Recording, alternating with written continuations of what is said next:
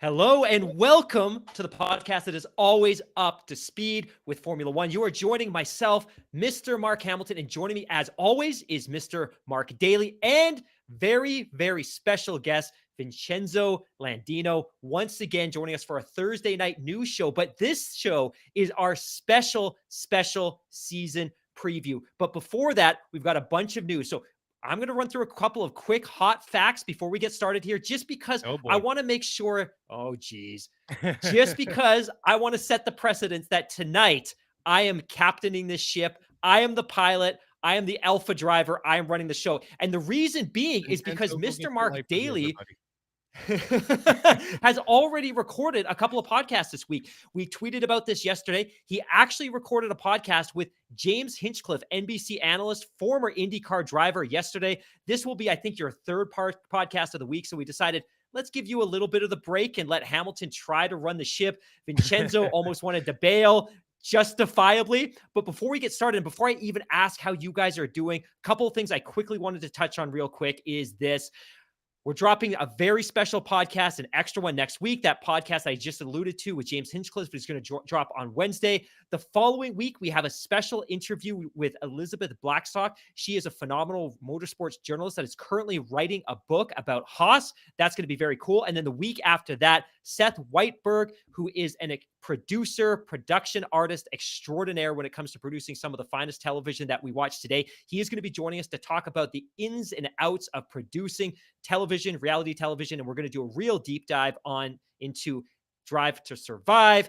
We have tons more coming. And then the final thing before I pass it over to the two of you, March 18th is the final day to join our F1 Fantasy League. So we currently have 1,900 entries, which is phenomenal and possibly 19 times greater than I expected. So with all that out of the way, tonight's show is going to look like this. We're going to have our normal preamble. I'm going to pass it over to Daly, pass it over to Vincenzo, get a sense of how they're doing. Then we're going to go through a couple of news stories.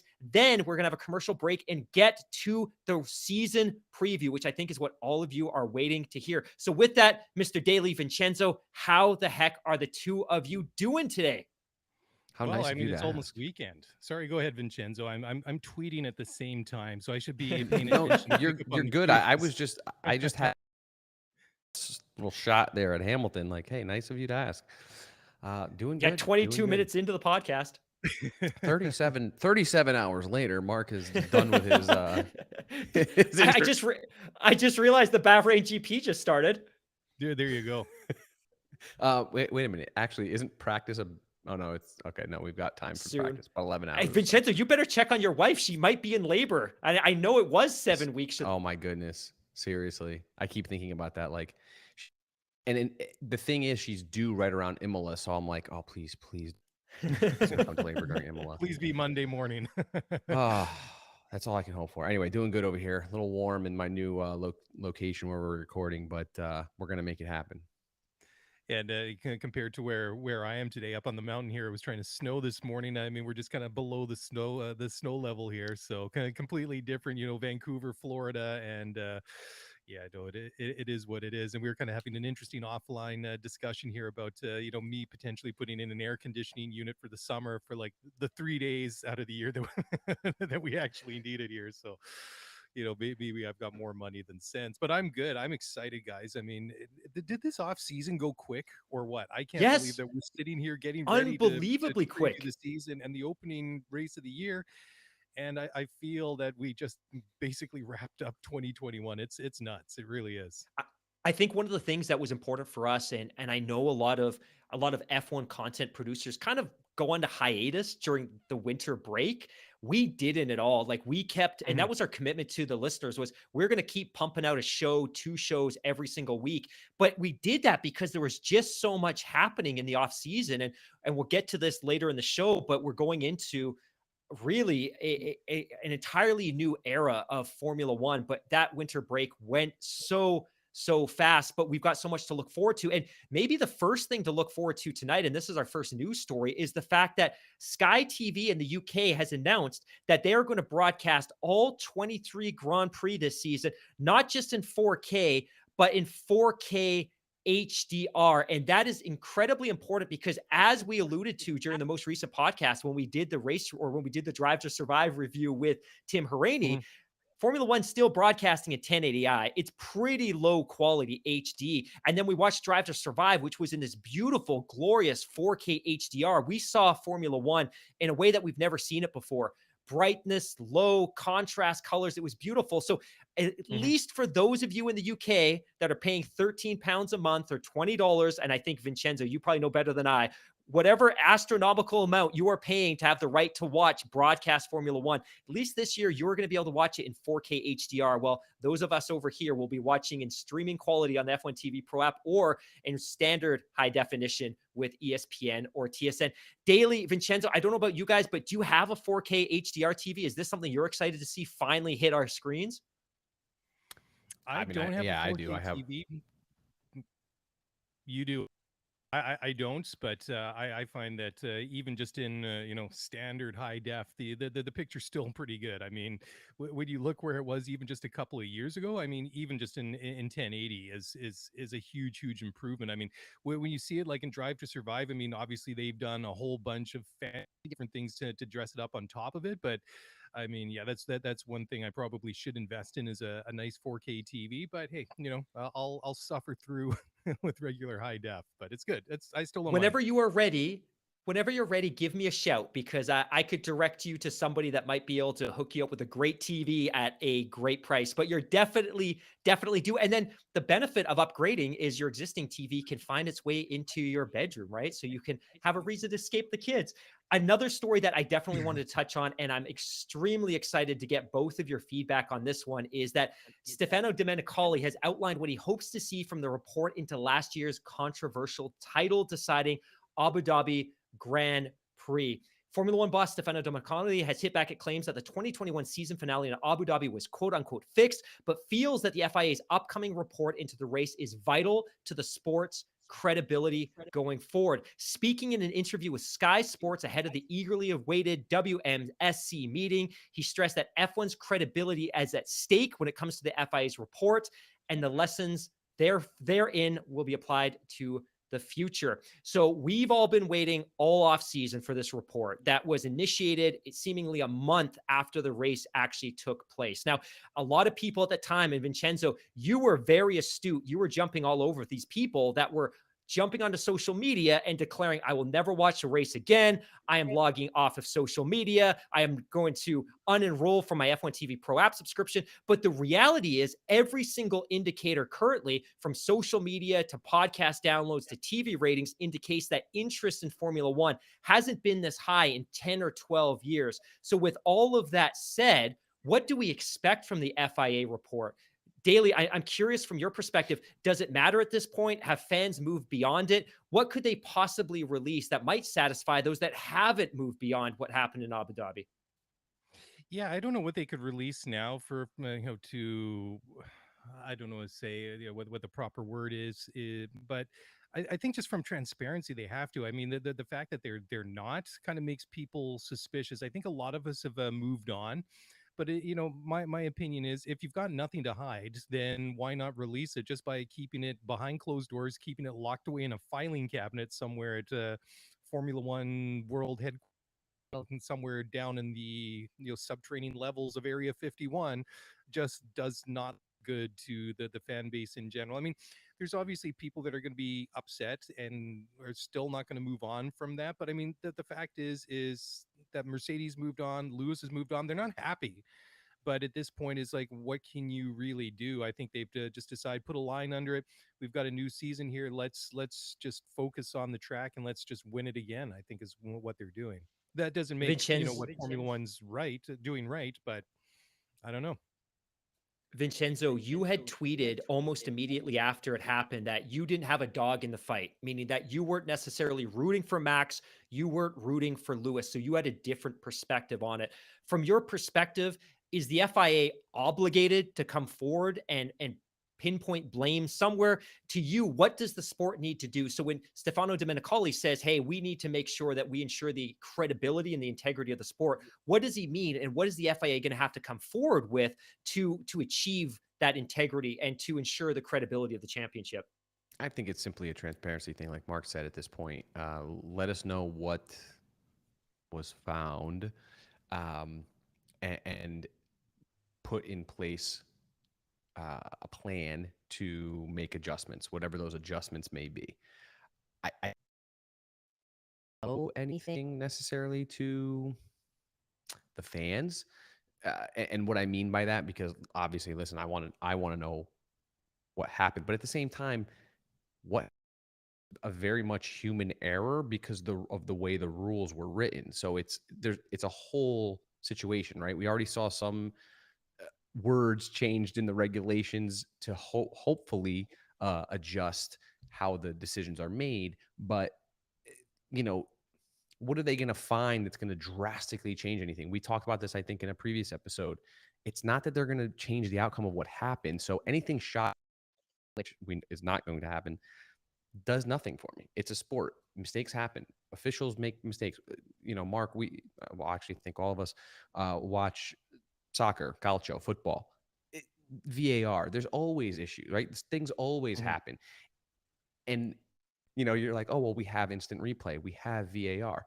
Yeah, we do, but it can't fix every single issue, right? If a referee or, some official makes a call, a judgment call, there's rules that say certain things can't be overturned or can't be ruled by with VAR instant replay.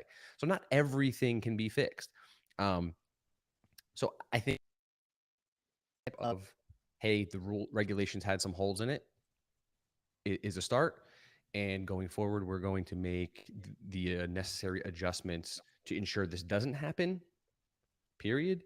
I do not think, and I do not expect there to be any ownership of fault where they will say, Lewis was robbed. Like that's not going to ever happen. So anyone that expects that, and it's funny you mentioned the whole world of, I say F1 Twitter, but there's nothing that is going to satisfy those folks that are continually thinking that something's going to change in terms of what happened last season. It's not going to happen. Get over it. If you don't it, but I think Dominicali, F1, they can own it. They can come out and say we're going to do better next time, and it's everyone's individual choice whether they want to believe that or not.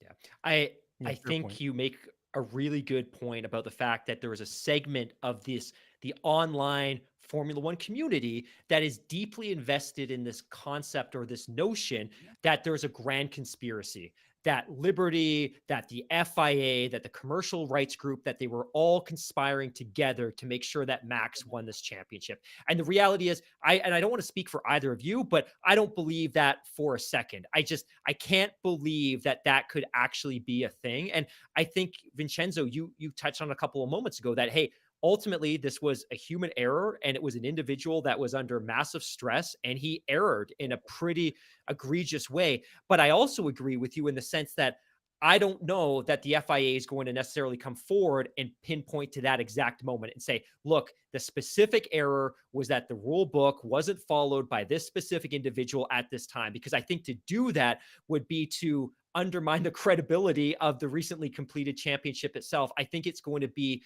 probably a little bit more vague and will probably allude to the fact that there was opportunities in the rule book that have since been clarified.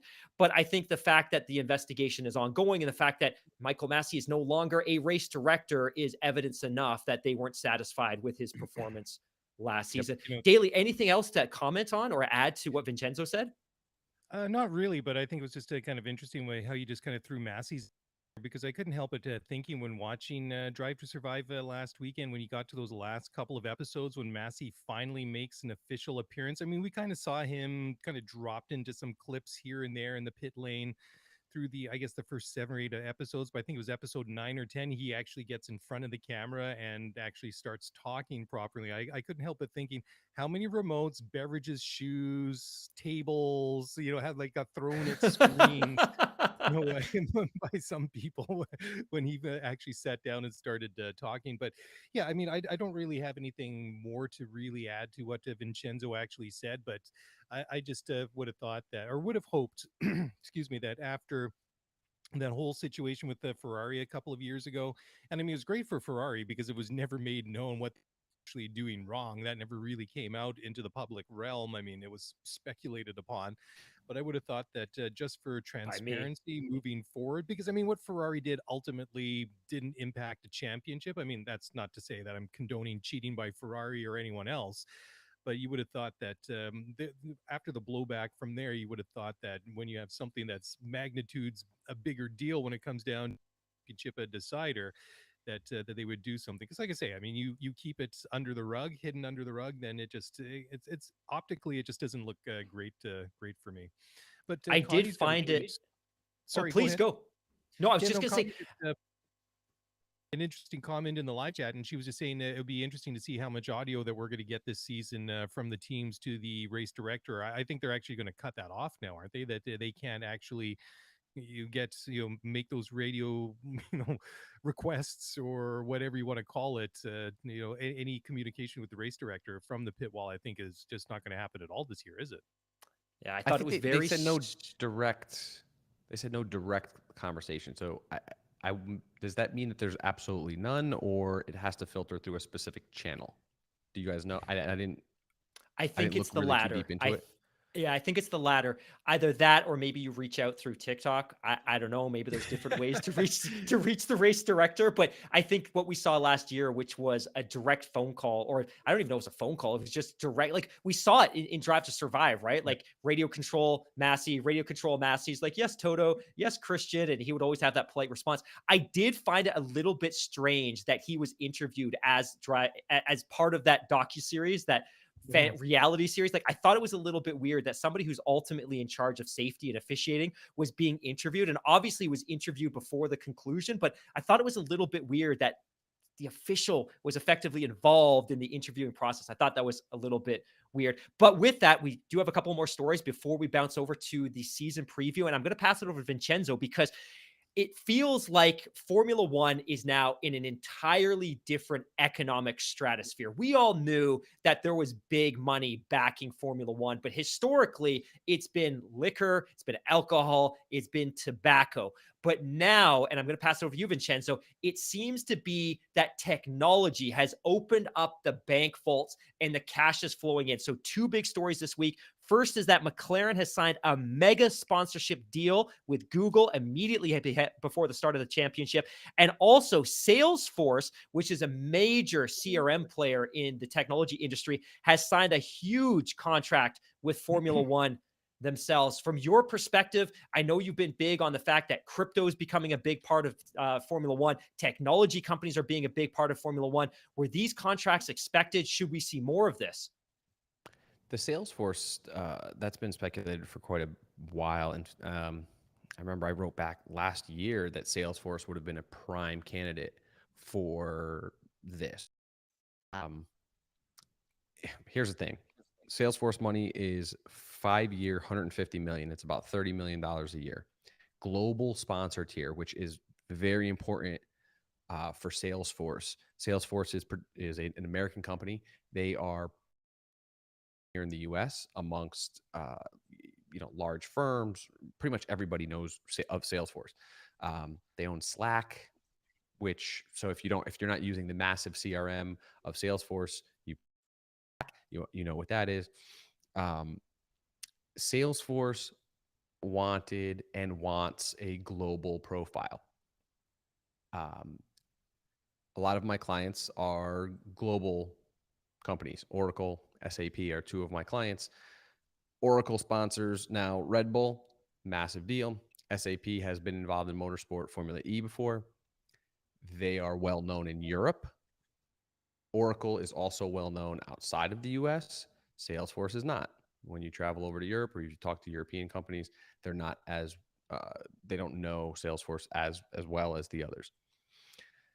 I think with Drive to Survive, right? Like you have to, I think at this point, with the influx of American technology brands coming into the sport, and there's another one we'll talk about right in a second, the effect that Netflix is having on the profile of F1, the profile of of what sponsorship can do for your brand is just going to get bigger. So we're seeing these big players get involved. Oracle, Salesforce, just saw Google as well. These are some of the biggest companies in the world, American headquartered. And I know there's a lot of folks out there. Every time I say that American tech involved in Formula One, and the instant comeback is, well, it's well known outside of the US. And that is exactly why American tech brands are now getting involved, because they want that profile globally. They want the audience that Formula One can provide that others can't, right? The National Football League is huge in the US, and that's great, but they don't have a global profile. I mean, Formula One in nearly every country in the world has some problem. There's even, I'm not going to say every country, but in other continents, right? We've had races there.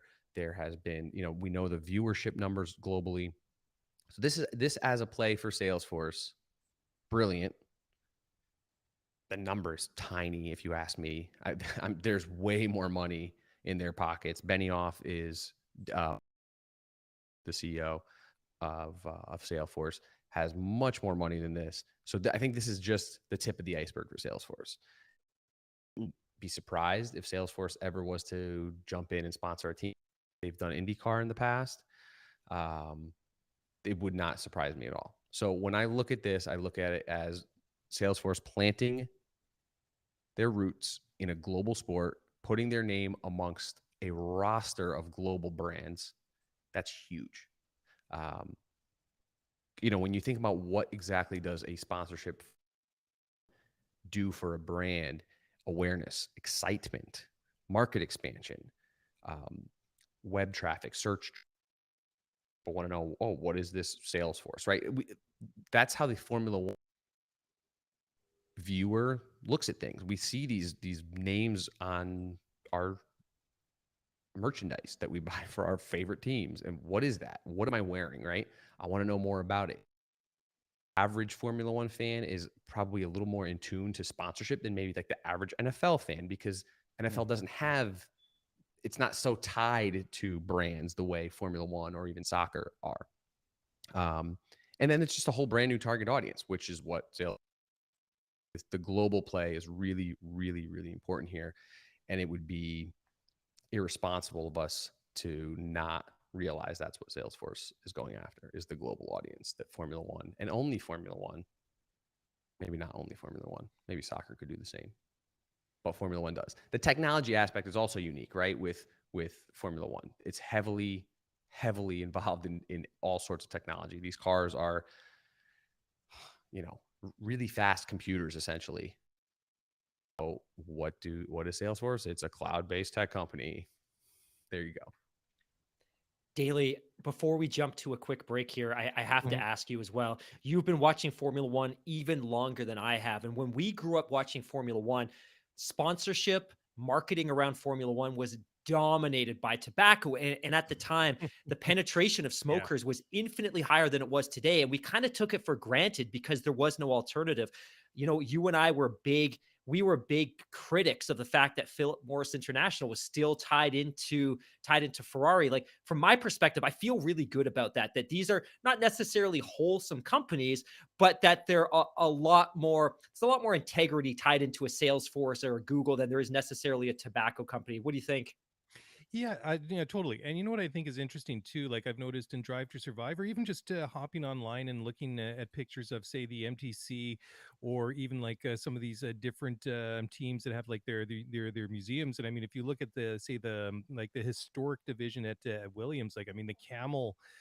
And Rothman's branding has pretty much Great disappeared point. from all those cars from Great like point. 15, 20 years ago. And these are the ones that are in their museums and whatnot. I think it's the same with the McLarens. You look at like those classic race and championship winning cars from the 80s and 90s. I mean, they still have like those Dayglow orange colors on them, but anything Marlboro related is removed from it. And then I kind of look at it, I'm like, that car looks a little bit weird, because you look, I mean, when we were kids and we watched those races, I mean, you just were used to seeing like cigarette branding all over the place. So to see it without them now, with the the space of 20 years or 30 years or God, I don't know, who knows how many years between it. It looks strange, but I much prefer that move away from it. But I think Vincenzo made a good point there, just about like the branding and things like that. I mean, Vincenzo's wearing a soccer shirt, so am I, and mine is a Nike one, so it's got the big swoosh on it. And I was just thinking, there's still like a lot of these blue chip, these really top level elite companies that we don't even see in Formula One. And I was thinking about it this afternoon, that I think that you would really think or realize when Formula One is really truly there on the maybe the pub or the I guess the sporting consciousness, is maybe you see drivers walking around in race boots that are made by Nike, or the overalls are Nike. I mean, Nike is like the brand. I mean, I know if I need some athletic wear or shoes, I know that if I get anything Nike, I know it's going to be a winner, right? And it looks good. And obviously I'm a bit of a fanboy, so I can't help but think that, I mean, when you hear things like Salesforce and Oracle and all these different companies, it also kind of leads into a story that was out there this in the last couple of days about Haas and the recent decision that they made to part ways with Uralkali. Obviously, the whole Russian connection, and Dmitry Mazepin being a close associate of Vladimir Putin and all that.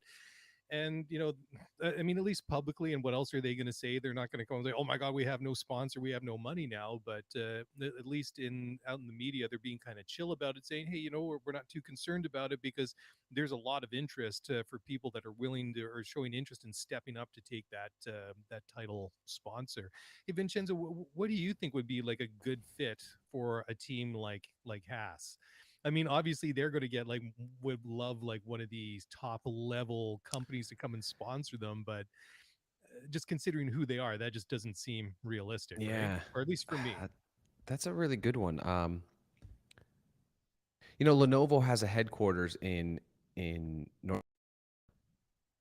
So Okay, didn't know that. yeah. So Lenovo is an interesting brand because they are Chinese headquartered. They're actually headquartered because they do have a headquarters in Hong Kong, one in Beijing, and then like headquarters is actually in North Carolina. I would have thought that would have been a target for Haas, Mhm. only because of just pure location. I'm not sure. I don't know. That to answer that question, it seems like Haas could go after almost any type of American. They should be able to at least go after any American company. Uh, another brand I thought would be a good fit in general in Formula is Adobe. Yeah, that's a good Um, one. to some level, just again based on how the F1 world is shifting now, right? And Adobe powers a lot of what we see online, whether it's Analytics video or products. Yeah. graphics. Mhm. They have a lot of analytics and a lot of customer customer experience products. One that and that's one that I've speculated for a while. I don't know what their plans are, their thoughts are, but it seems like they could be a good fit. Haas is really interesting because you would think that they would be active. Let's back this up. Before Uralkali,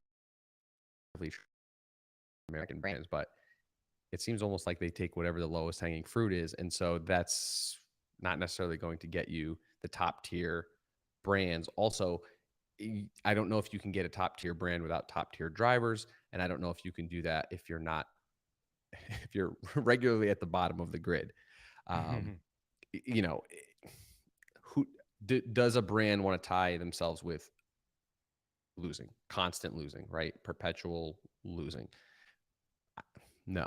So it'll be interesting to see if now that this big push into the US, is it cheaper? It's probably a lot cheaper to sponsor a Haas, right? It's probably a lot easier to get your name, your brand on a Haas. So will we see some smaller brands uh, that? If that's the case, I don't have any in mind at the moment. But and I'm just being a little bit kind of silly here, but wouldn't it be kind of cool to see, say, at Haas F1 Twitter Racing? I mean, that'd be kind of interesting. They get a 10-second stop go penalty. They're in Twitter jail. They get they get red flagged. They get blocked. But it'd be I'm being a cool. little bit kind of stupid. But I mean, No, I there's mean, some big names out there that you would think I could don't think be it's. sitting there somewhere. Yeah, I don't think it's stupid though. Like these social media brands should be all over it, Hmm. especially a brand like Twitter. We know TikTok has involvement with Aston Martin, and that's a big deal. I think that can grow because of how big TikTok or Formula One content creators. Same thing with Twitter. So I think those are potential, but I don't know. Does Twitter want to tag themselves to a team or to a losing team? Not sure. Before we go to the break, I just wanted to mention. So you had Lenovo earlier this month. You had Crypto.com with a 5-year, $100 million deal in June. So obviously now Salesforce, Oracle, and the Google McLaren deal. So like, there's a lot happening. There's a ton of money coming in from these tech. Um, I think it's only a matter of time that you see a lot more come in, and very quickly. I think it's very quickly. The Netflix effect is very real. I tweeted that out earlier this week. It is very, very real. I'd run some numbers. They're not pulling from the Twitter sphere, but the volume of people talking about Formula One, especially in the United States, has grown so tremendously that it would be foolish for any American-based company to not take a Formula One sponsorship seriously. Hmm. Let's take a break and pay some bills because I can see Daly dancing nervously around his studio. Let's take a break, pay some bills, and when we get back, and Daly, I'm dying to hear your feedback on this one. Okay. A certain Alpine team principal is throwing a little bit of shade at his former team. Let's take a break Oh, and we'll love be it. right back.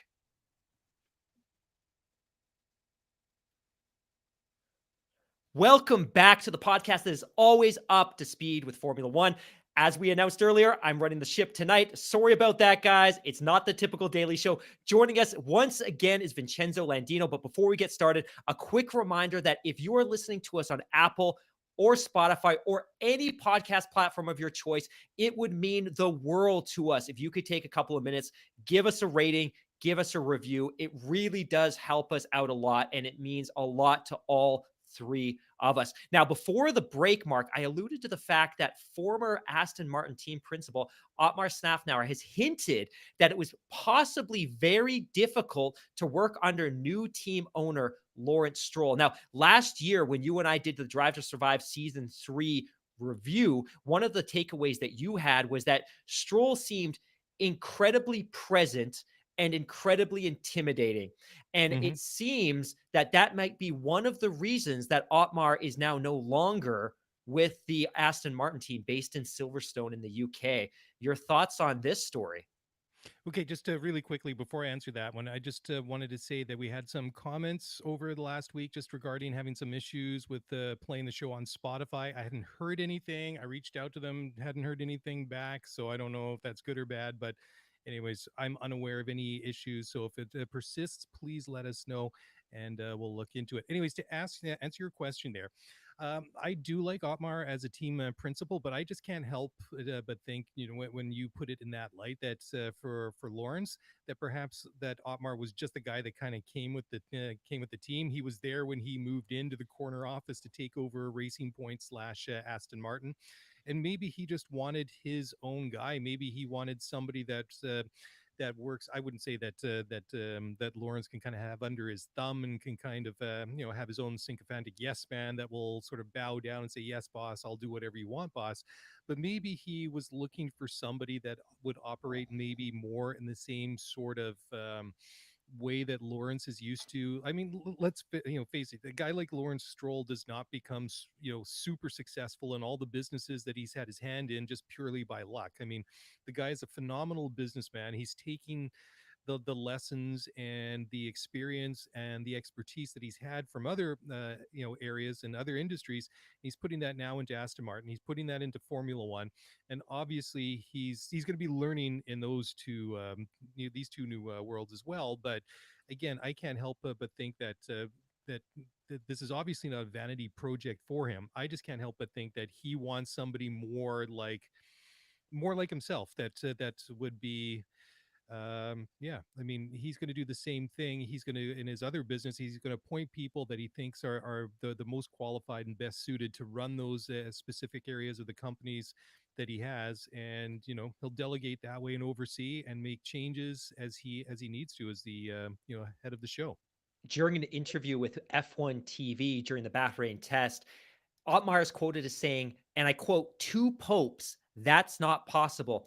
The former team racing owner, Vijay Mallya, came to the racing car factory maybe 4 days a year to keep up to date, but he left the work per se completely to us. It was a different way of working than under Stroll, and it didn't work that way. So it would seem based on these quotes that it was either Lawrence's involvement in the team or possibly Martin Whitmarsh's involvement in the team that may have led to this departure. But I know you're a big advocate for Otmar. I certainly am. He did absolute wonders for that team when it was Force India in the early days of being Racing Point, when that team had zero budget, struggled to pay its bills. He did a phenomenal job brokering deals to bring sponsors in. The BWT deal, that was all Otmar. He brought that deal to that team to give it a lifeline before it went into administration and was ultimately bought by the Lawrence Stroll Consortium. But I still think it's unfortunate that he's gone. I am highly suspect of Martin Whitmarsh. I am not a fan of him. I did not like his work at McLaren. Yeah. I don't like him as a hire. But at the same time, I still have a significant amount of trust in Lawrence Stroll simply because he has a documented history of being incredibly successful. And he propped up that Formula One team, injected a ton of capital into it, and then also led a consortium that took a 25% stake in the Aston Martin road car division to revitalize that one as well. Vincenzo, last year, Daly and I, we were super, super high on Aston Martin going into the season. We clearly underestimated what the changes to the floors were going to lead to in terms of their performance. Your thoughts on this story? Otmar just throwing a little bit of shade, or maybe he's just being honest about his experiences and what led to his departure from that team?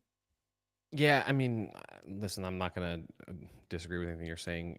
I think that Stroll, at least he seems like a very difficult person to be around and work with. Of course, when you have a little bit of success or a bit of success, you may think that doing things a certain way is the only way, or that you can kind of push others around. Listen, it's an ego game, right? All of these folks have very large egos. You don't own a Formula One team if it's an ego stroke, right? To own a Formula One team, because it's not for money. It's to say I own a Formula One team. And then of course you've got folks that are running your team and actually running the day-to-day, are actually involved in what's going on. They have a different perspective. It's just like running a business, right? And so when you add too many cooks to the kitchen, or popes, like Otmar mentioned, I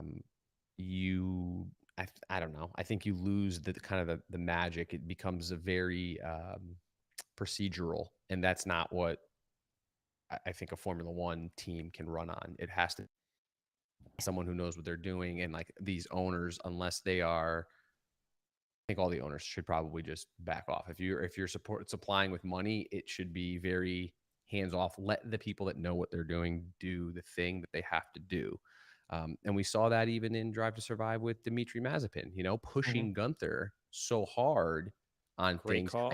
You actually felt bad for Gunther. Like, how is he supposed to make a decision when he's saying, if you don't do X, I'm going to pull your money from you, right? Like, those things are not going to, lead to success. And listen, I'd like to see Aston do well,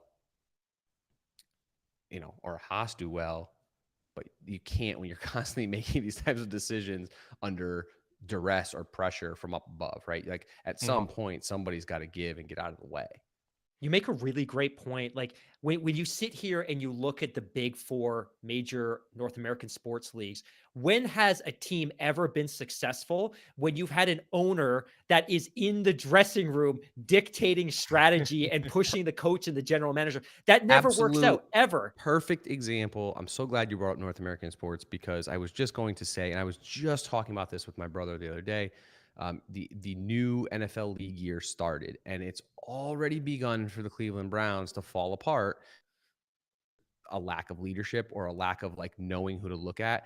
The Dallas Cowboys, another team that has issues. Jerry Jones wants to be everything. Well, have they won anything in God knows how many years?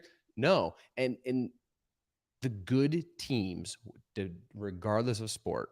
Now, I'm a Pittsburgh Steelers fan. If you're a football fan, like you know who the Pittsburgh Steelers are. They allow, each position to do what they have to do. The coaches, the GM does his GM work out of the way, right? Do your thing. We'll give you whatever money we can give you to make it happen, and that's it. You build this way. This is our kind of our philosophy, and we'll be successful. But the teams that don't get it right are the teams that are constantly changing up leadership. Well, this guy wasn't successful in 6 months, fired. This player didn't do well enough in 6 months, gone. It, it translates all across the board. Formula One is no different. When you don't allow people to succeed in a position for some sort of extended period of time, there's no way it's ever going to work. Whether it's a driver, a team principal, an engineer, it doesn't make a difference. You have to give people, we're human, right? We have to be given time to succeed without, someone over your shoulder constantly or feeling pressure from somewhere. It's no different. The successful teams know how to do it. The teams that are garbage, no offense to any, and this is not just F1, every team, the teams that are the bottom feeders, they're the bottom feeders for a reason. And it usually starts at the very top. Yeah.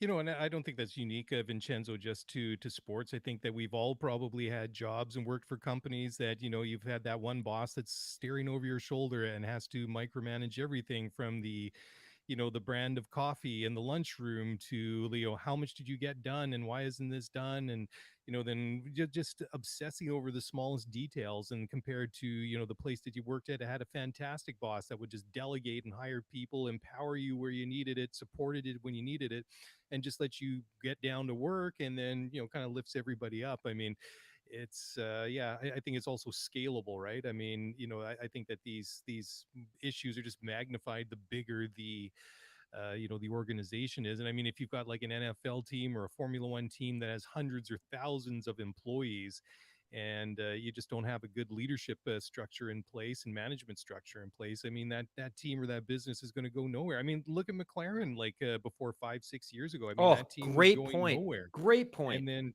I mean, I'm obviously, and I always bring up Zach Brown as the example, but he did a great job to come in there, chop the people that didn't need to be there anymore, and hired people and just let them get down to work. And I mean, slowly, but well, not slowly, but I mean, in a relatively short amount of time, that team has turned it around.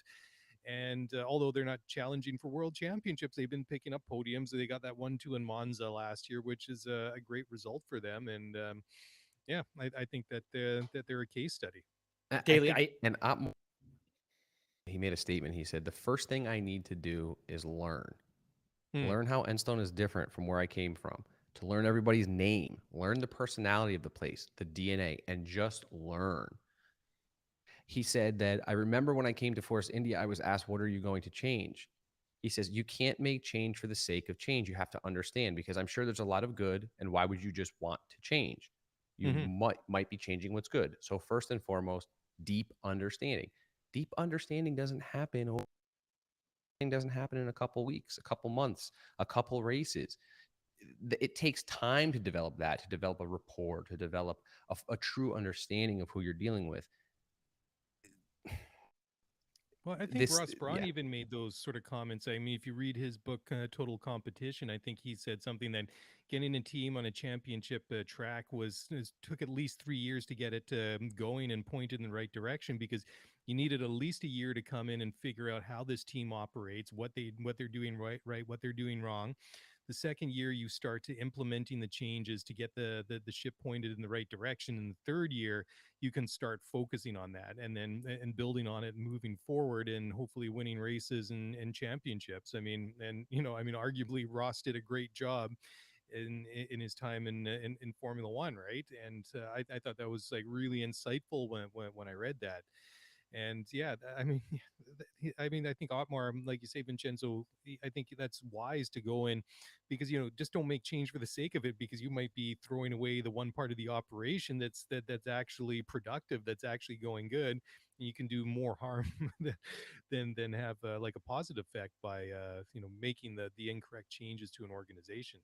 I love the reference that you made to Zach Brown as well. And it's funny because people typically point to Ron Dennis Mm. as the catalyst for the failures at McLaren, but I am also I'm also strongly of the mind that Martin Whitmarsh deserves as much credit as Ron Dennis does for the Mm. downfall of that organization. And you're right that Zach came in and he was very, very careful, and he was very, very, I would say, pragmatic, but I think he went in there in the spirit of seeking to understand what was working and not working, and wasn't simply going in there to terminate and roll a bunch of heads and just rebuild in kind of the vision that he would expect that team to be. But I think Yeah. he's done wonders, and I think the main thing that he's done is built an environment of trust, and he's built a really strong culture.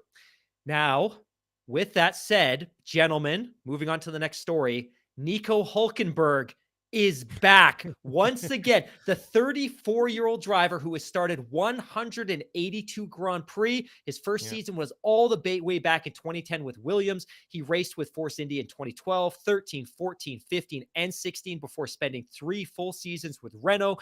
He did a couple of spot starts in 2020 with the Racing Point team when Lance and when Sergio were out with COVID. He would have had a third start, except for the fact that in one race, Racing Point couldn't get Oh, the it's car to the Silverstone. starting Yeah. grid, which was absolutely heartbreaking.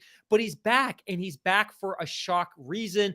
Seb, on his way back to Bahrain from Switzerland, where he lives, tested positive for COVID. He's gone into protocols.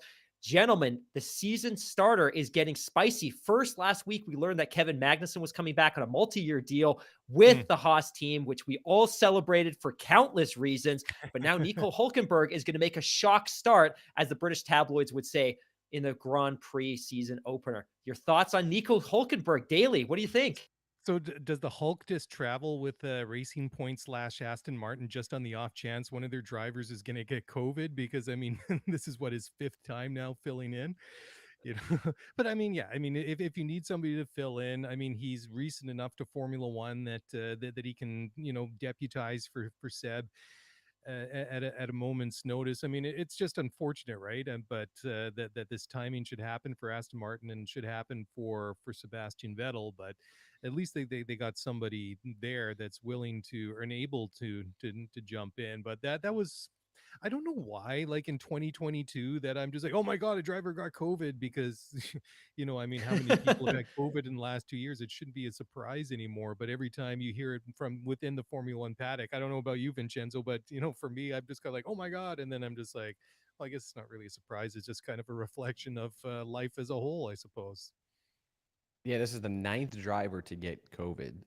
So it's not really that surprising, right, anymore. No. And this is the 4th time that Nico has come in and subbed for somebody with COVID. So he's just he's like the super sub, right? The super sub in soccer. Like, he just comes in and he's ready to do his thing. Nico, you're up. It's not, yeah, pretty much. I don't think it's.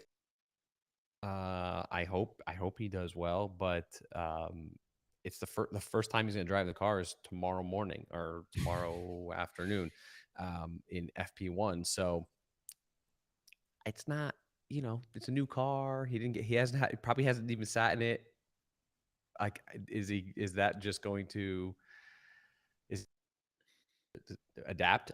I don't know. He's a racer. He knows what he's doing.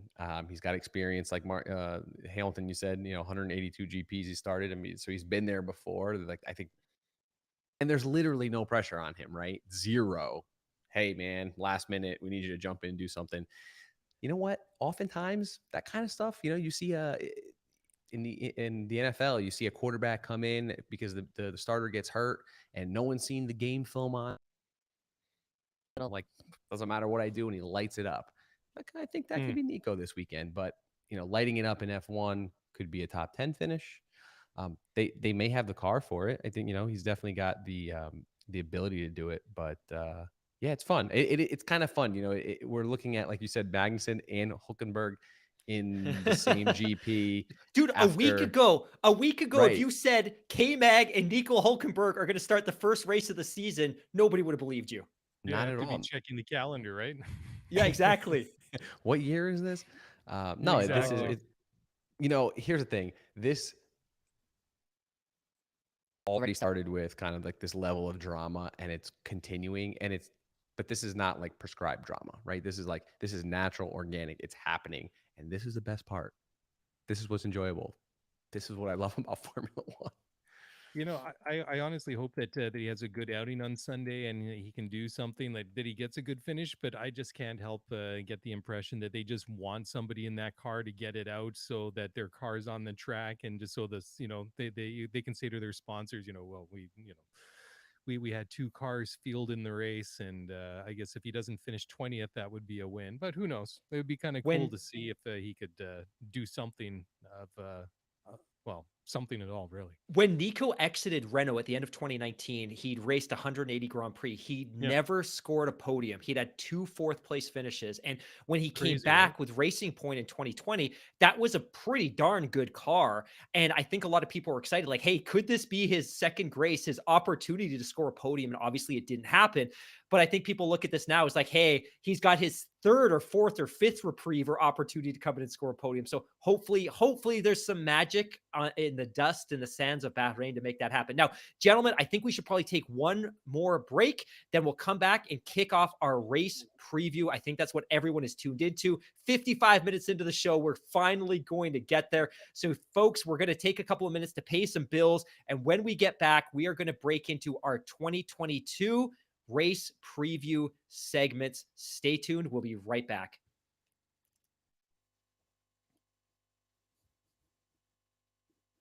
Ladies and gentlemen, everybody listening at home, thank you so much for listening. We are now going to jump into our 2022 race preview. Now, I think we need to set this up a little bit because you've all heard so much about the fact that the cars are different, the regulations are different, the finances, the economics of the sport are different, and all of that is true. For one, we're going into a 23 race calendar. We've never seen anything like that. This will be the most demanding calendar that the Formula One world has ever seen.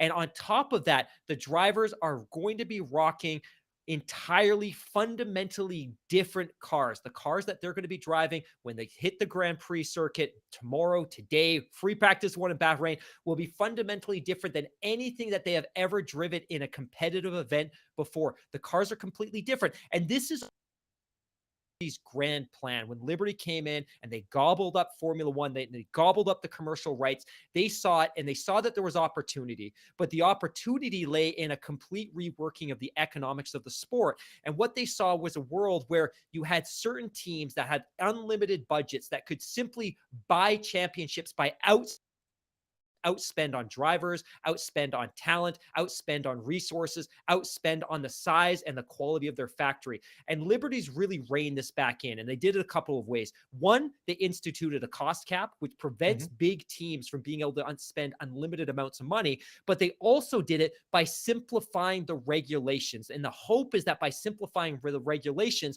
the cars will be closer in terms of speed and capabilities than they ever were before, because teams don't have as much creative license to design and engineer solutions when it comes to the aerodynamics and the performance elements of their car. So all of this is culminating in what we're going to see this weekend.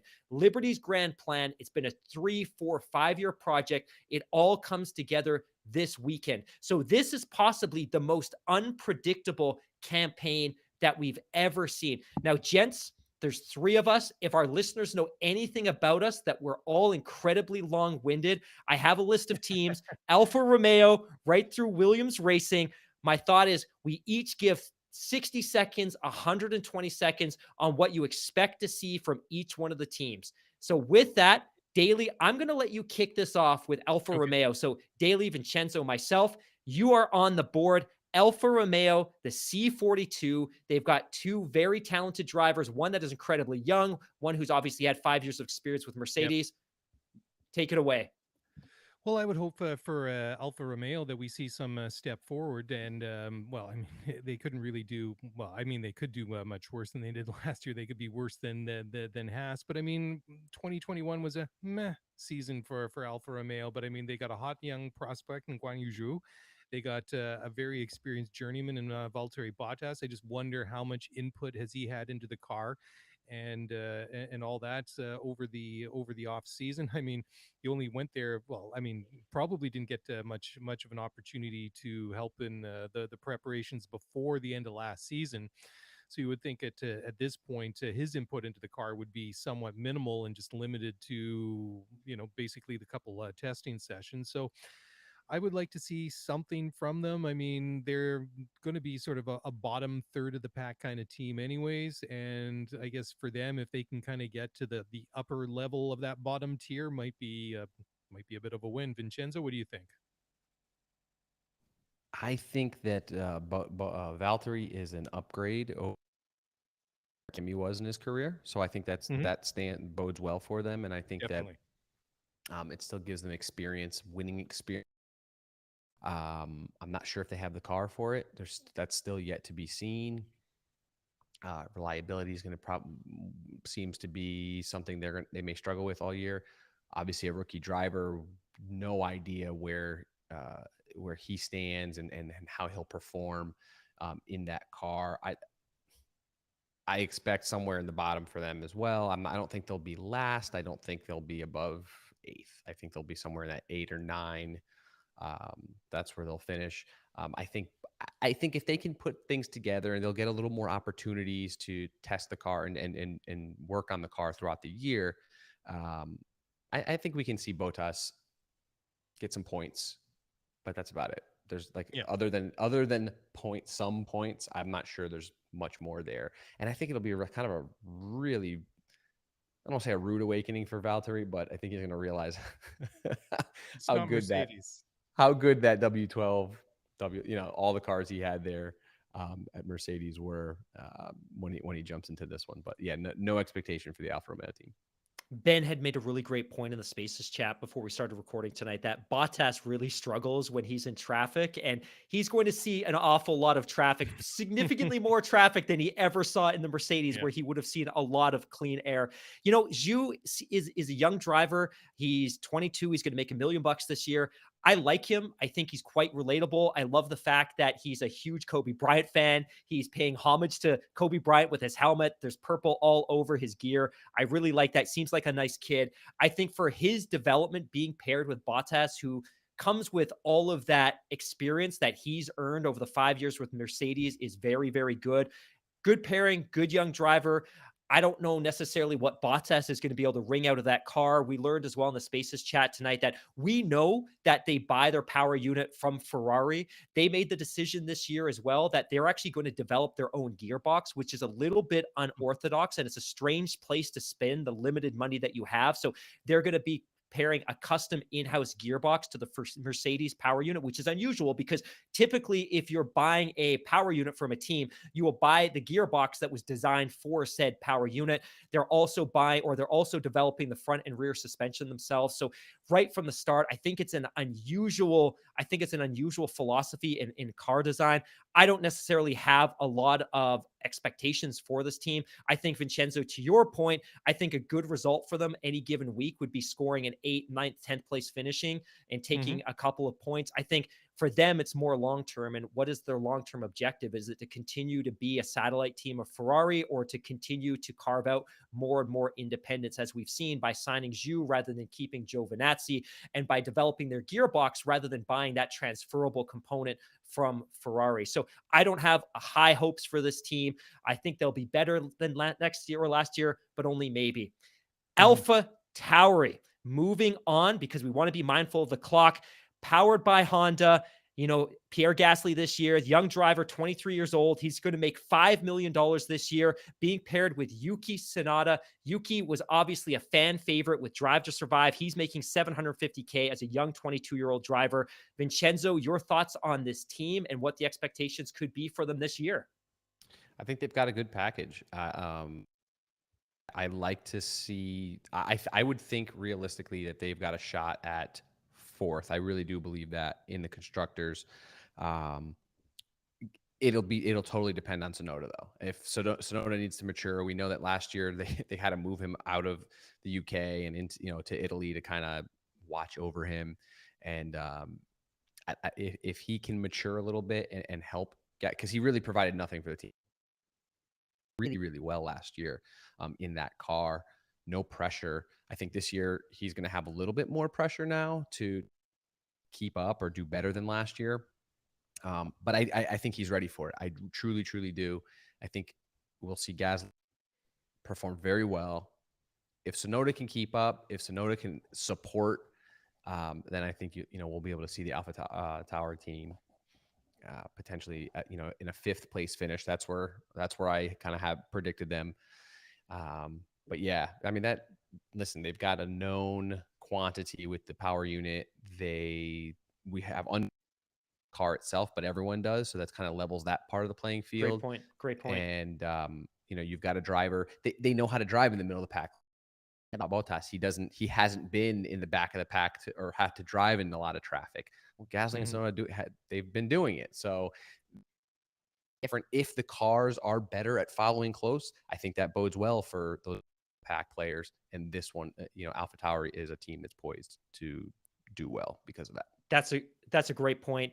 Gasly under contract through the end of 2023. Yuki's deal is up at the end of this year. So I think there's going to be some significant pressure on Yuki this year. One of the things I think that we learned last year through the media and through Drive to Survive was this was a guy that didn't come mentally or physically prepared for the grind that was Formula One. I love that in Drive to Survive, Christian Horner called it the Franz finishing school when they had to move him to Italy to basically get his ass into gear and help him start to function and operate like a Formula One driver. Tim made that great comment a couple of days ago that, look, if he performed as good as he did last year without any training and in terrible physical shape, what could he do when he's in good shape? So I'm excited for this team. I know they've ditched the white wheels that I really loved last year. And Daly, I know you love the white wheels as well. But the fact that they are equipped with the Honda power unit right from the jump is a great thing for that team. And, Vincenzo, you make a really good point that Gasly and Yuki are conditioned to fighting for spots. And if the regulations create a reality where it's easier to overtake and there's less dirty air, they could be really fun to watch. Daly, your thoughts on the AlphaTauri squad? Yeah, very much in line with what you guys were just talking about. But I can't help but think, Pierre Gasly, 26 years old, he hasn't really had a crack out. Well, he hasn't had a crack outside of the whole Red Bull system, and I can't help but wonder, could his career use a bit of a boost if he got away from there? So I know you said he's under contract until the end of 23. I mean, Formula One contracts don't really mean all that much. Yeah, Very true. Very true. Up at the drop of a penny, right? So, well, what is it? How many guys are out of contract at the end of this year? Is it something like 10 drivers or something like that? It's quite pretty much half the grid. Yeah, I can't help but think, I get this feeling that I think we're going to see a really good season, or I think from Pierre Gasly, I think he's really going to be shopping himself, and Yuki as well. This is kind of like a make or break year. I mean, he's obviously had some issues in his first season in Formula One. So whatever positive gains he made in the second half of last year, after they moved him from Milton Keynes down to Faenza, closer to the team, and actually got his butt out of his apartment and exercising and training and all that stuff. I just think that, Formula One is just so cutthroat and competitive, as it always has been. But and we know that that Red Bull, regardless if it's the big team or AlphaTauri, that organization, wherever it is, that they can be pretty ruthless with their drivers. So if they don't see something in Yuki that justifies keeping him around, I wouldn't expect to see him back after this year. So, like you said, Hamilton, I think the pressure's on. Yeah, I completely agree. And I think not only I think, and I want to be careful saying this, it was reported that one of the principal reasons that Yuki was brought on last year was to satisfy Honda, that Honda really wanted to have a young, talented Japanese driver. And really, Honda now is just a power unit supplier. Their Mhm. branding has largely vanished from both cars. So if that relationship isn't as important, because we know it's being wound down, because as it stands, Red Bull's going to stand up their own power unit for 2026. You know what? Maybe that decision is made easier. But that said, I love Yuki. I love his personality, and I hope he has a really, really great year, because I'd like to see him on the grid for the next couple of years. You know, I'm going to kick the next one off here. BWT Alpine F1 team. I am going to make this mistake 100 times this year. Every single time I saw them during winter testing, I thought it was Racing Point. And I'm going to need your help, both of you, to make sure that I don't refer to them as Racing Point 100 times throughout the year. They've now partnered with BWT. That was a big sponsorship. It was a big windfall that was brought over by Otmar when he made the transition from Aston Martin. They now adore the heavily pink livery. You're going to see Alonso wearing a heavily pink helmet this year. I think this team is a work in progress, and I think there's a couple of challenges for them. I think one of them is that Fernando Alonso is going into his 40th year in this world. He's going into his 20th year I in the thought you were gonna say 40th championship. year in Formula One. No, no. So again, think about it. This guy's now 41 years old, or he's going to turn 41 during the championship. He entered Formula One in 2001. He's raced 300 plus Grand Prix. This guy has been through the rigors when it comes to physical commitments to the sport. He was surprisingly sharp last year. I think Mhm. mentally he's in a much better place than he was with McLaren. I think during his time with McLaren, he was clearly not emotionally invested in that team. He was not getting what he expected with that car and with that power unit. I think when he left the sport, he was surprised maybe that there was an opportunity for him to come back. So I think mentally he's in a much better place than he was 2 or 3 years ago. I think he's committed to that team. I think he's very happy to be a part of the Alpine factory and to be a part of that group. I have to think that his age is going to start catching up to him at some point. And it's not like this is going to be an easy year. 2020 was a short year for the drivers. They got a 4-month break at the beginning of the year after the season was put on hiatus. 2021, that was a grind. It was a 22 race calendar, but it was also structured in such a way as to take some of the edge off the drivers. You know, we saw the season conclude with 3 races in the Middle East, trying to make things a little less hectic. I think this year's going to be a grind. 23 races across almost every continent on the planet, and you've got a 40-year-old driver. Esteban Ocon, I think he's a very talented driver. He's making $5 million this year. He's still shockingly only 24 years old. It feels like he's been around for a long time, but I think Otmar has a lot of work to do here. This is a team that has been churning through leadership over the course of the last couple of campaigns. I think there's work to do. I think their future is bright, especially if they can find another team to sell their power unit to so they can get more data in terms of developing it. I'm not super optimistic for this year. I think they're going to be middle of the pack. Daily, what do you think? Yeah, Alpine? nothing to add to that. Like you say, they're a work in progress. They have been since they came back into Formula One as Renault in what was it, 2015. They're a Yeah. frustrating team to watch. I mean, they've Aren't they? just yeah, they haven't just been able to get it done.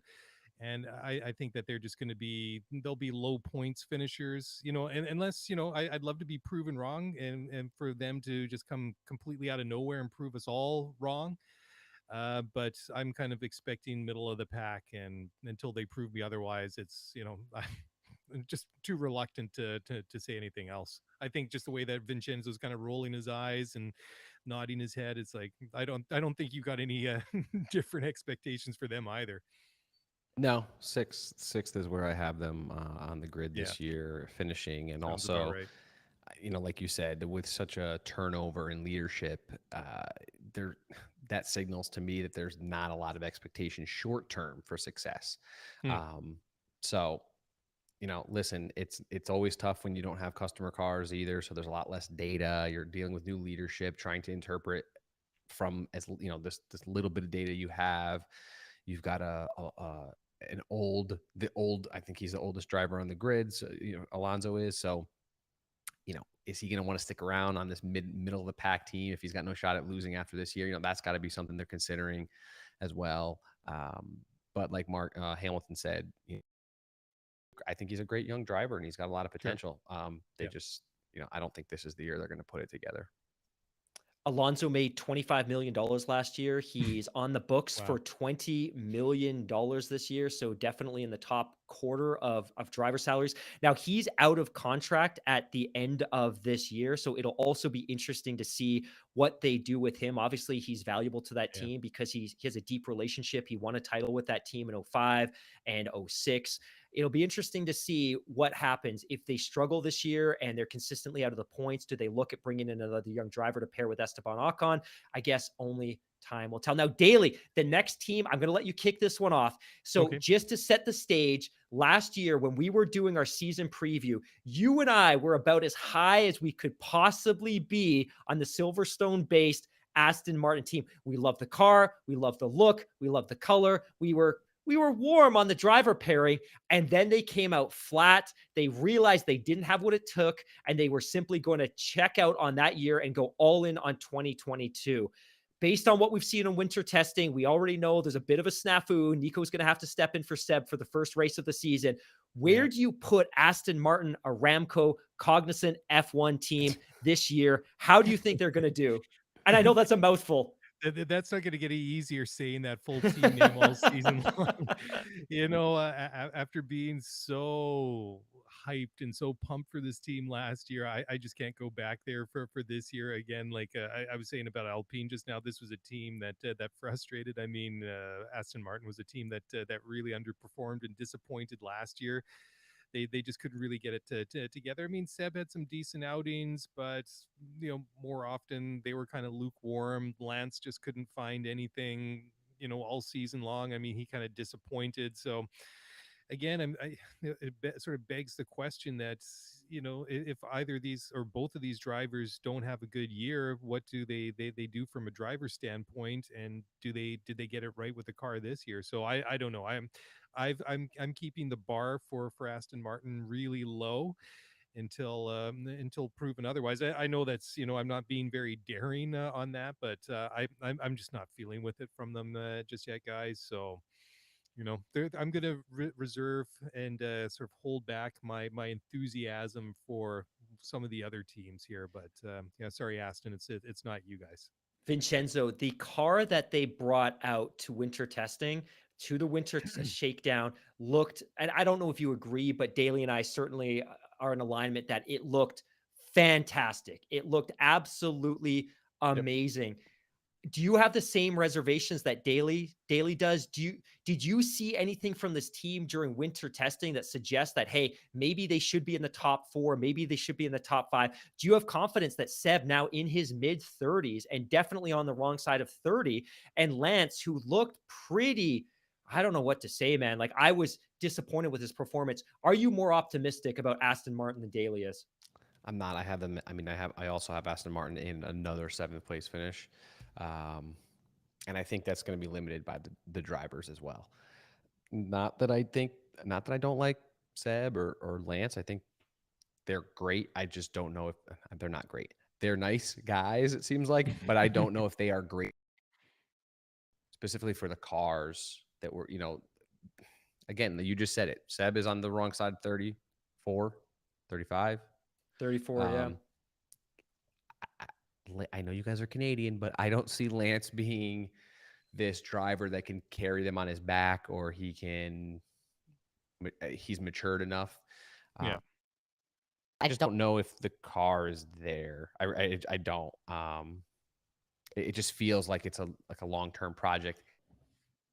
And with kind of, Lawrence Stroll's short fuse combined with all this other stuff, it's like if they don't start doing, where's that going to land them, right? Is that going to, are things going to be shaken up immediately? Are we going to see internal combustion, rim shot? Going to see any of that, immediately if they're not, scoring major points. So it just, I don't know, something feels off about it.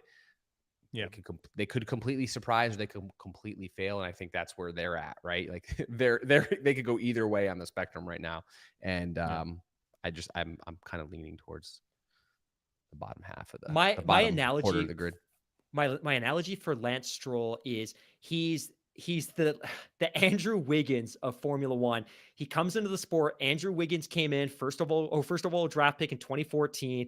People were singing his praises. Lance came into Formula One in 2017, fresh off winning the F3 title, goes into a team in a situation that obviously wasn't ideal, still scores a podium in 2017 in Baku, finishes or starts on the first row in Italy in a rain-drenched qualifying session. He is still only 23 and he has 100 Grand Prix. Like, there are drivers. Nicholas Latifi was 2 years older than Lance was when Lance is now. So, he's still very young. I think what I need to see from Lance this year, and I don't know how he can show this to me, I just don't know how much hunger there is there, that he has this opportunity. He's clearly very capable. He scored 2 podiums in 2020. He probably should have had 3. He probably should have had a podium in Turkey. He shows these frustrating flashes. And, Andrew Wiggins ultimately did make an all-star team. He was on an all-star starter this year, but it took him 7-8 years to get there. I don't know if Lance is necessarily going to have another 2 or 3 years. But that said, he's making $10 million a year and his contract term is undefined. So unless I think he has a really disastrous season this year, I think he'll be back in 2023. But I desperately need to see something from him because I want to root for him. But it's becoming very easy to see the criticism building and building and building. Yeah. And like both of you, I think Seb's in a problematic place because I'm not necessarily sure how hungry he is. He's a phenomenal guy. He's great with social justice causes. He brings so much to the grid in all these different dimensions and all these different ways, but I'm also not sure how hungry he is. And if the team isn't competitive this year, I don't know that he's going to be back because he also is out of contract at the end of the season. And he is making this year, I think, $15 million, $16 million. His seat's not guaranteed. In fact, it was widely speculated that they were looking for an out on Seb going into this season, partly because he wasn't willing to commit to the team long term. So I agree with both of you that they haven't shown me anything to suggest they're going to be particularly competitive this year. I want them to. They've got a great power unit. They've married it to the Mercedes gearbox. Let's see what they can do. Now, we've got some more teams to go through, but before we do, let's take another break, pay a couple of bills, and we'll be right back with Vincenzo and his favorite team of all, Ferrari. We'll be right back, ladies and gentlemen.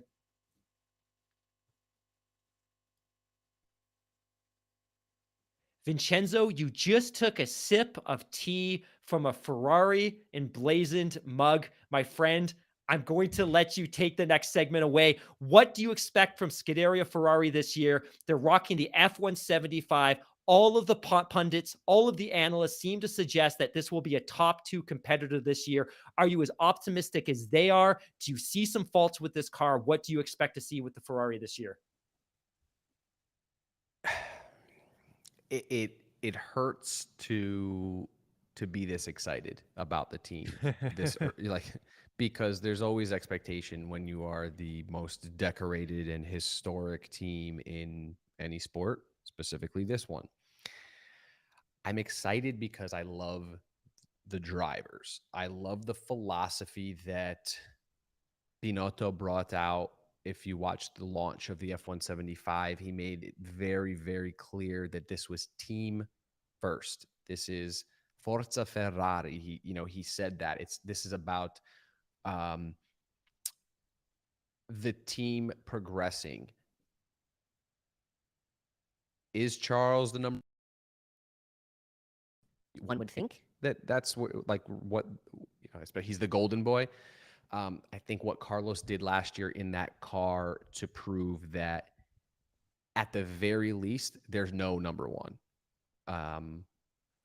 If not, he's a guy that can adapt. He is someone that can player. He can be feisty when he needs to.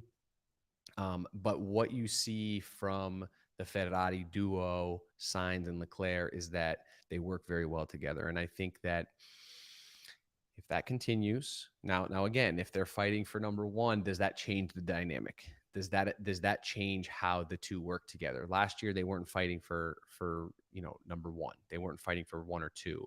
It was kind of that 4-5 range. So they worked well together. Can they continue that? That's where I get a little concerned. do egos grow at that point now where we may be fighting for number one? But if Binotto's philosophy of Ferrari first, let's win the constructors, because, he has said many times that, and even Sainz has said it, that's what it is. When you come to Ferrari, you race to win the constructors championship. That's what they want to win. I'm excited. I think the car looks quick. I mean, it is, which is strange, right? Because it's like the widest car of all of them. Some people said if you compared the Mercedes to the Ferrari side by side, they look like completely different animals. Mm-hmm.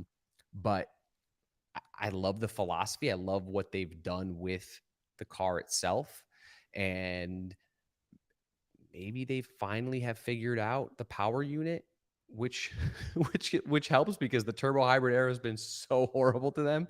But yeah, like it's still, when you put those expectations on any team, you kind of set yourself up for a letdown. I do have the constructors championship. I think that this is the year they're able to put it together.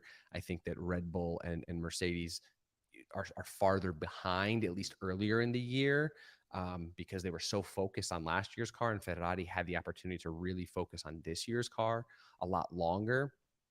Yeah, I'm feeling about everything that's going on. Binotto really showed a lot, even in Drive to Survive. I'm not sure if you guys noticed this, but Binotto spoke only Italian.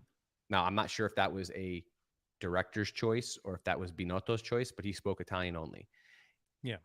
I felt like that signaled something different, a changing of philosophy, or a changing of how they felt about the team, where it's like, we are Ferrari. We're going back to who we are. And that is, a championship racing team.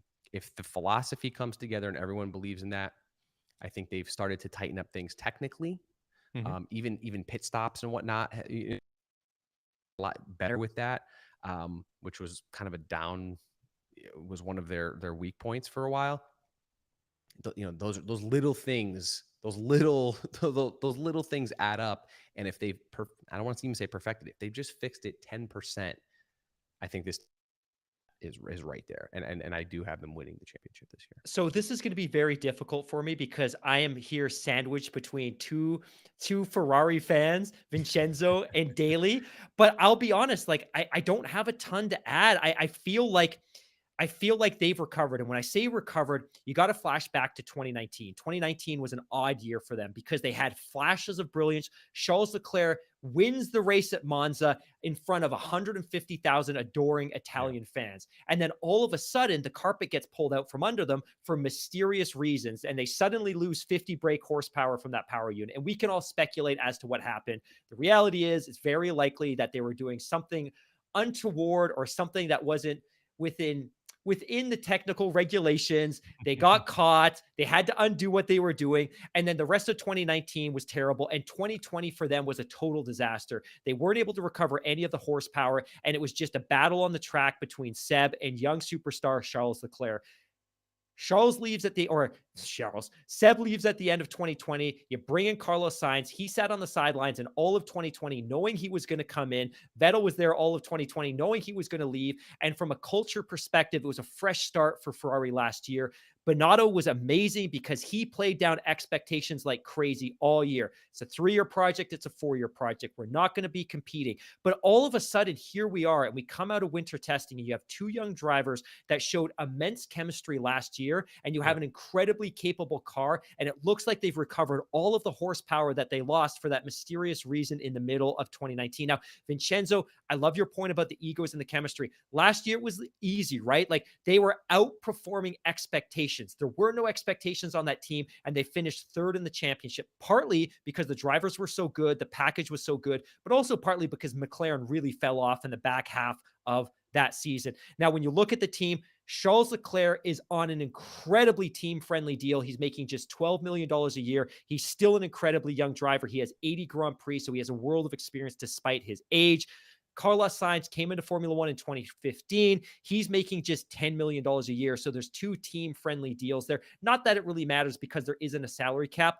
I think this team is very capable of chasing a Constructors' Championship if both of these drivers can find poise and they can coexist. Because the challenge, and Vincenzo, you nailed it, is last year they weren't fighting necessarily for a podium every year or every week. This year, they could be chasing race wins. And I would love to see the dynamic between those two drivers when that happens. Daly, are you as high on Ferrari as Vincenzo and myself are? We both think they could be chasing a constructor's title this year. What about you? I don't know if I'm willing to go all in as much as you guys are, but what I'm going to say is that I think that that they, based on like the language and the tone and all the expectations that they've thrown out there publicly over the past couple of years, they're now in that window where they have stated that they should be winning races. So that's where I'm going to put them at. They should at least be competing for podiums. They should be winning races this year. If they don't, then I'm going to say that there's something seriously wrong, because you really lowered expectations over the past couple of years. Hey guys, you know what? We got to blow this thing up. We got to build it back up from the ground up. We're not going to be competitive again to 22 or 23 thereabouts. You know, we're looking at the new era of Formula One. Well, hey, that new era is here.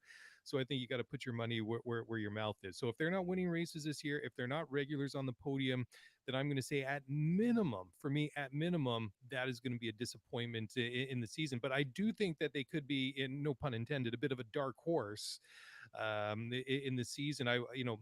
I'm not willing to go there right off of the bat, but yeah, Vincenzo got the reference. Yeah, I'm not willing to say right out of the chute that I think that they're contenders for one of the two championships, but I would think that I'd be willing to go as far that I think they have it in them, and I'd like to see it, because as they always say, Ferrari doesn't show up to Formula One just to be in Formula One. Ferrari shows up to be in Formula One to win Formula One. And let's be fair, everybody else wants to be Ferrari or do what Ferrari has done over the past 70 years. I mean, and this is no slight to Mercedes, but I mean, Mercedes want to be Ferrari and emulate that success. And I mean, and Mercedes is obviously an iconic and well-known, car brand. I mean, I've got one upstairs in the garage, so I mean, I'm not going to say anything bad about, but they're not Ferrari when it comes to Formula One and racing, not yet. I mean, they've done something amazing over the past, basically decade, and they're well on their way. But I mean, to be the best, you have to beat the best. And Ferrari, they've been the most winningest mark in Formula One for 70 years. So yeah, I mean, there's big shoes to fill, big expectations, and I'm expecting a better season from them. So I hope they don't disappoint. That's for sure. From a perennial favorite and a team that is deeply embedded in the historical fabric of Formula One to Haas. Haas joined Formula One in 2016. They've been incredibly disappointing ever since. They have not delivered on their initial promise to develop young American talent. They've been embroiled in controversy. They've been married to highly questionable sponsors, both with Uralkali and with Rich Energy. But things seem to be a little bit different right now. And boy, Really? have things changed in the past 3 weeks, right? 3 weeks ago, this was a team that was dripping in oligarch money. This team is now 100% free of oligarch money and He's a fertilizer guy. You're right. He's a fertilizer guy. He's just a fertilizer guy that has personal one-on-one meetings with Vladimir Putin in the Kremlin in front of TV cameras. So, and I say that knowing all the horrible things that are going in Ukraine, and I do not want to take away from that for a minute, but I feel like there's a lot of relief in that team. And I think there's some really great people. And I think they've been subjected to a really bad culture for the last couple of years. They've been in that situation where there was huge distraction because of the Rich Energy tie-up and the fact that that fell apart mid-season. I think they were under intense scrutiny last year because there was the tie-up with the PR nightmare that was Nikita Mazepin. And then this year would have going to be absolutely untenable with Uralkali and absolutely unmanageable if Nikita Mazepin was still there. The sponsor and Nikita Mazepin are both gone. They brought fan favorite Kevin Magnussen back. He started his Formula journey all the way back in 2014 when he had a very successful 11th place finish in the championship. He left at the end of 2019. It was well documented in Drive to Survive. He's back. Now, I have no expectations for this team this year. The reality is anything could happen. They didn't compete at all last year. They scrapped all of their resources into this year's car. They completely checked out on 2021. They were terrible last year, but it was by design. It was because they committed all of their resources, every single person at the factory, to designing and developing this car. It is married to the Ferrari power unit, which, as we stated a couple of minutes ago, should be very, very capable. This is going to be a very different Haas team that we've seen before. It's suddenly much more likable. We still don't know what Gene Haas's long-term intent is with this team. We should expect, as Vincenzo, you've said multiple times, we should see a large-scale, big-time sponsor tie-up coming in the next couple of weeks or the next couple of months. The identity, the livery could change. I think there's a breath of fresh air in that team. I think the team can breathe. I think the culture is going to improve, but I don't necessarily expect them to improve too much on the track. Daly, were you as relieved as I was that Uralkali, that Nikita Mazepin are out, and that Kevin Magnussen, somebody I wasn't expecting to see return to Formula One, is back in the cockpit? Yeah, it certainly has a bit of familiarity about it. I think he was fit well with the team when he was there, but I don't really have too much else to add to them. I mean, they've been, again, one of these sort of teams that have they've been perennial disappointments and frustrating. I mean, they had showed some promise early when they came into Formula One, and they've slowly dropped off since then. So I don't know. I mean, if the 10th, 9th in the constructors this year would be a bit of a win from them, but I don't know. I've really kind of soured on them as a team. They've just they've done more things wrong than right, and yeah, I don't know. I don't know. I completely agree. Mick Schumacher, the 22-year-old, is under contract through the end of this year for $1 million. Kevin Magnussen has signed a multi-year deal at $6 million a year that will take him through the end of 2023. He's not a young driver. He's 2029. Vincenzo, while you can bask in the glory of Ferrari and all things Italian, I also feel that you have to take some of the blame for Haas, because Haas is so deeply embedded in Maranello in that they buy every transferable component from Ferrari. They have an office near the Ferrari headquarters. Do you accept that blame that some of Haas's failings are yours by extension of your fandom and your linkage to Ferrari? No, because you know what? Money can buy you a Ferrari, but doesn't mean you can drive it, right? Money can buy you a seat in Formula One, like some people. It doesn't mean you're going to make it out of turn 3. No, I mean, I don't want to belabor the point around Haas. I think we might get some exciting, we might get some exciting driving from Magnussen. Could be interesting to watch. It's going to give us a little bit more reason to follow them, but I don't see them finishing. I mean, I have them at 10th on my power standings here. There's just too many other issues for them to, I think, overcome. There's nothing there that to me is like, okay, this is they've got some potential, right? There's nothing that gives me that feeling about them, and their history proves pretty much the same thing. So yeah, we don't need to keep going with Haas. I think they're at the bottom of the pack. If they score a few points this year, I'd be shocked, and I think that'll just be from sheer craziness on track. And they may have that opportunity with someone like a Magnussen who has experience and is able to kind of navigate that. But that's about it.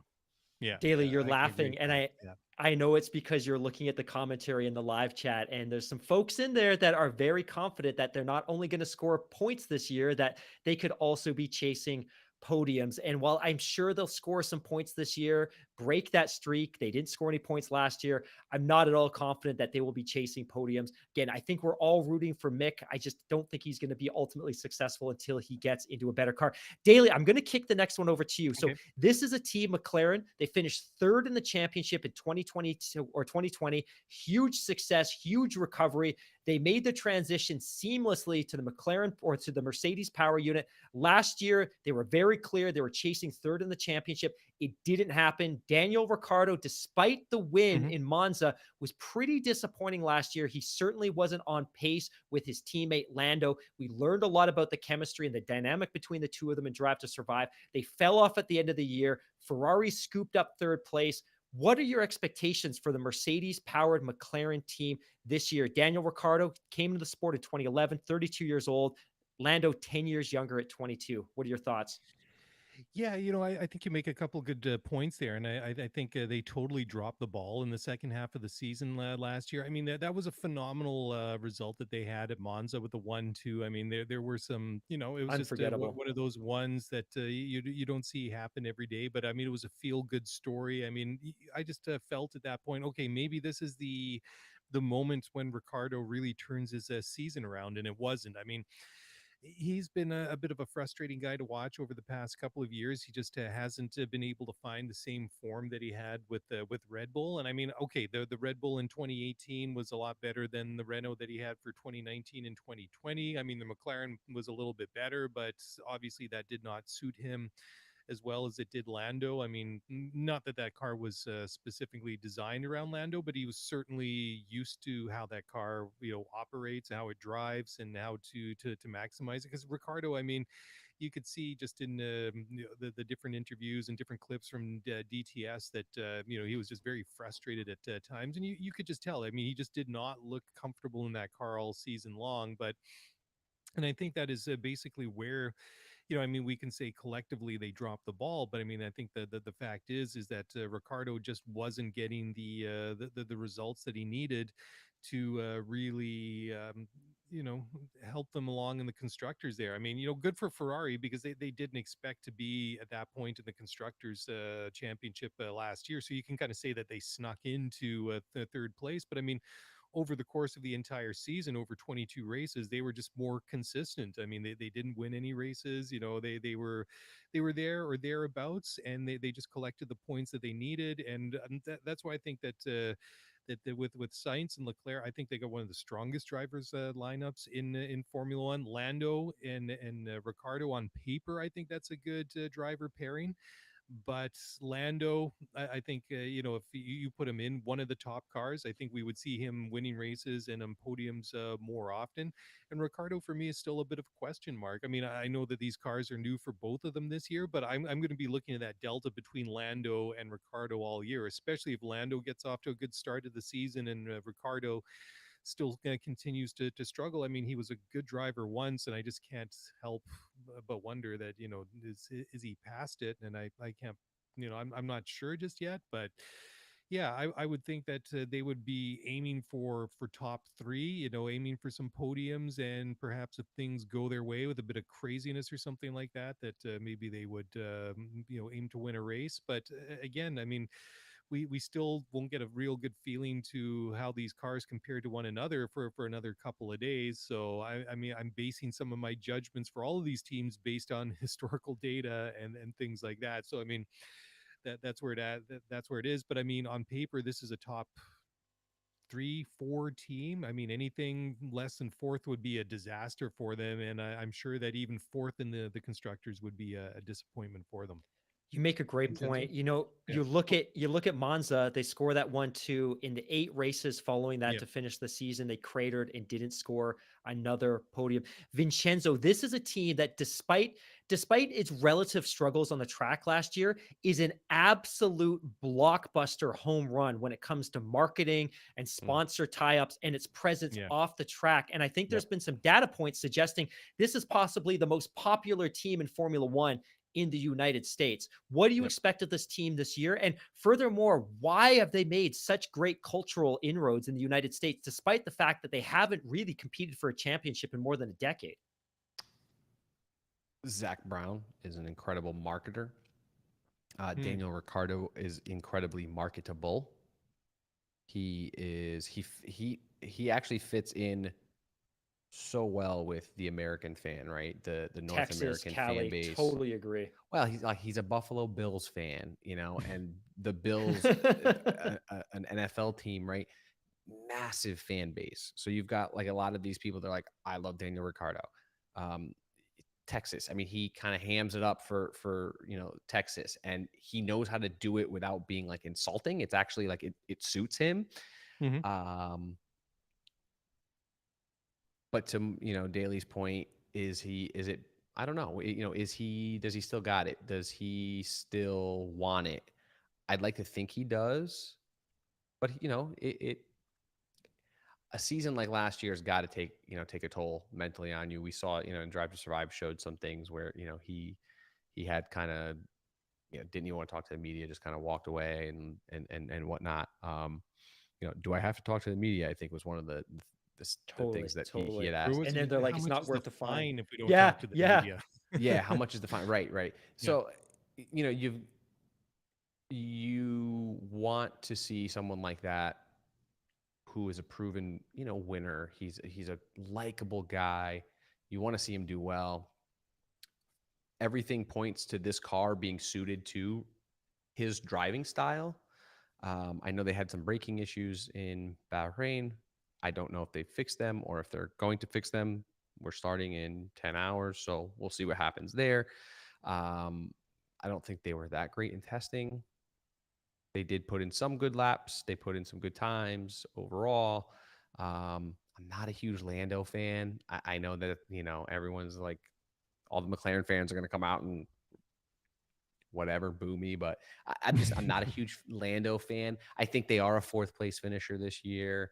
I don't know if I don't like the pairing either. I think Lando is, I think that when he had to kind of let Daniel win Monza, that was really the biggest opportunity he had all season to get a win, his first win.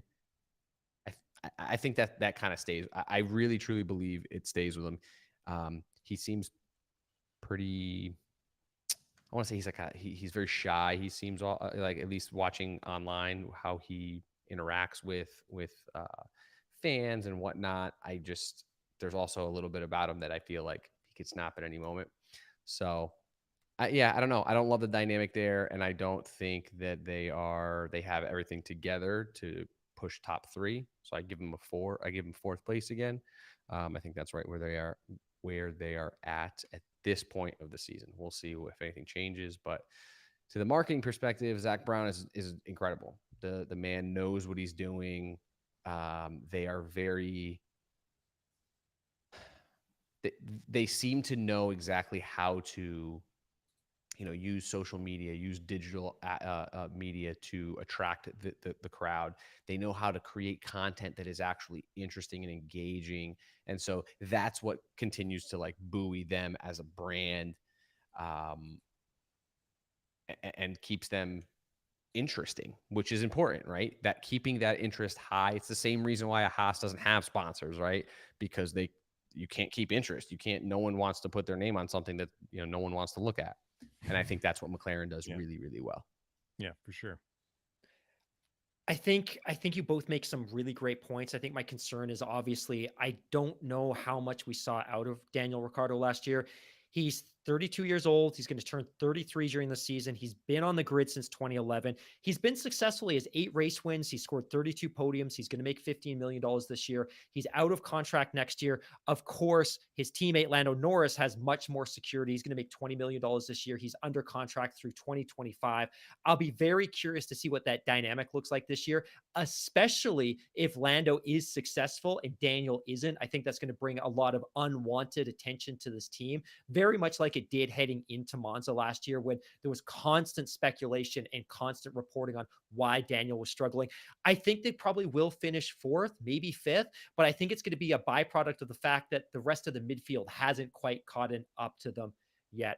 Gentlemen, we've got a couple more teams to get through, and then a couple of quick predictions before we run into our race preview. We're definitely running a little bit long tonight, but why don't we take one more break, pay a couple more bills, and then we're going to come back. We're going to look at Oracle Red Bull. Vincenzo, you're going to lead that off, talk a little bit about Williams, and then get into our hot takes and our predictions for the season before we take a quick look at Bahrain, which is the first race of the season. Everyone, we'll be back in 5.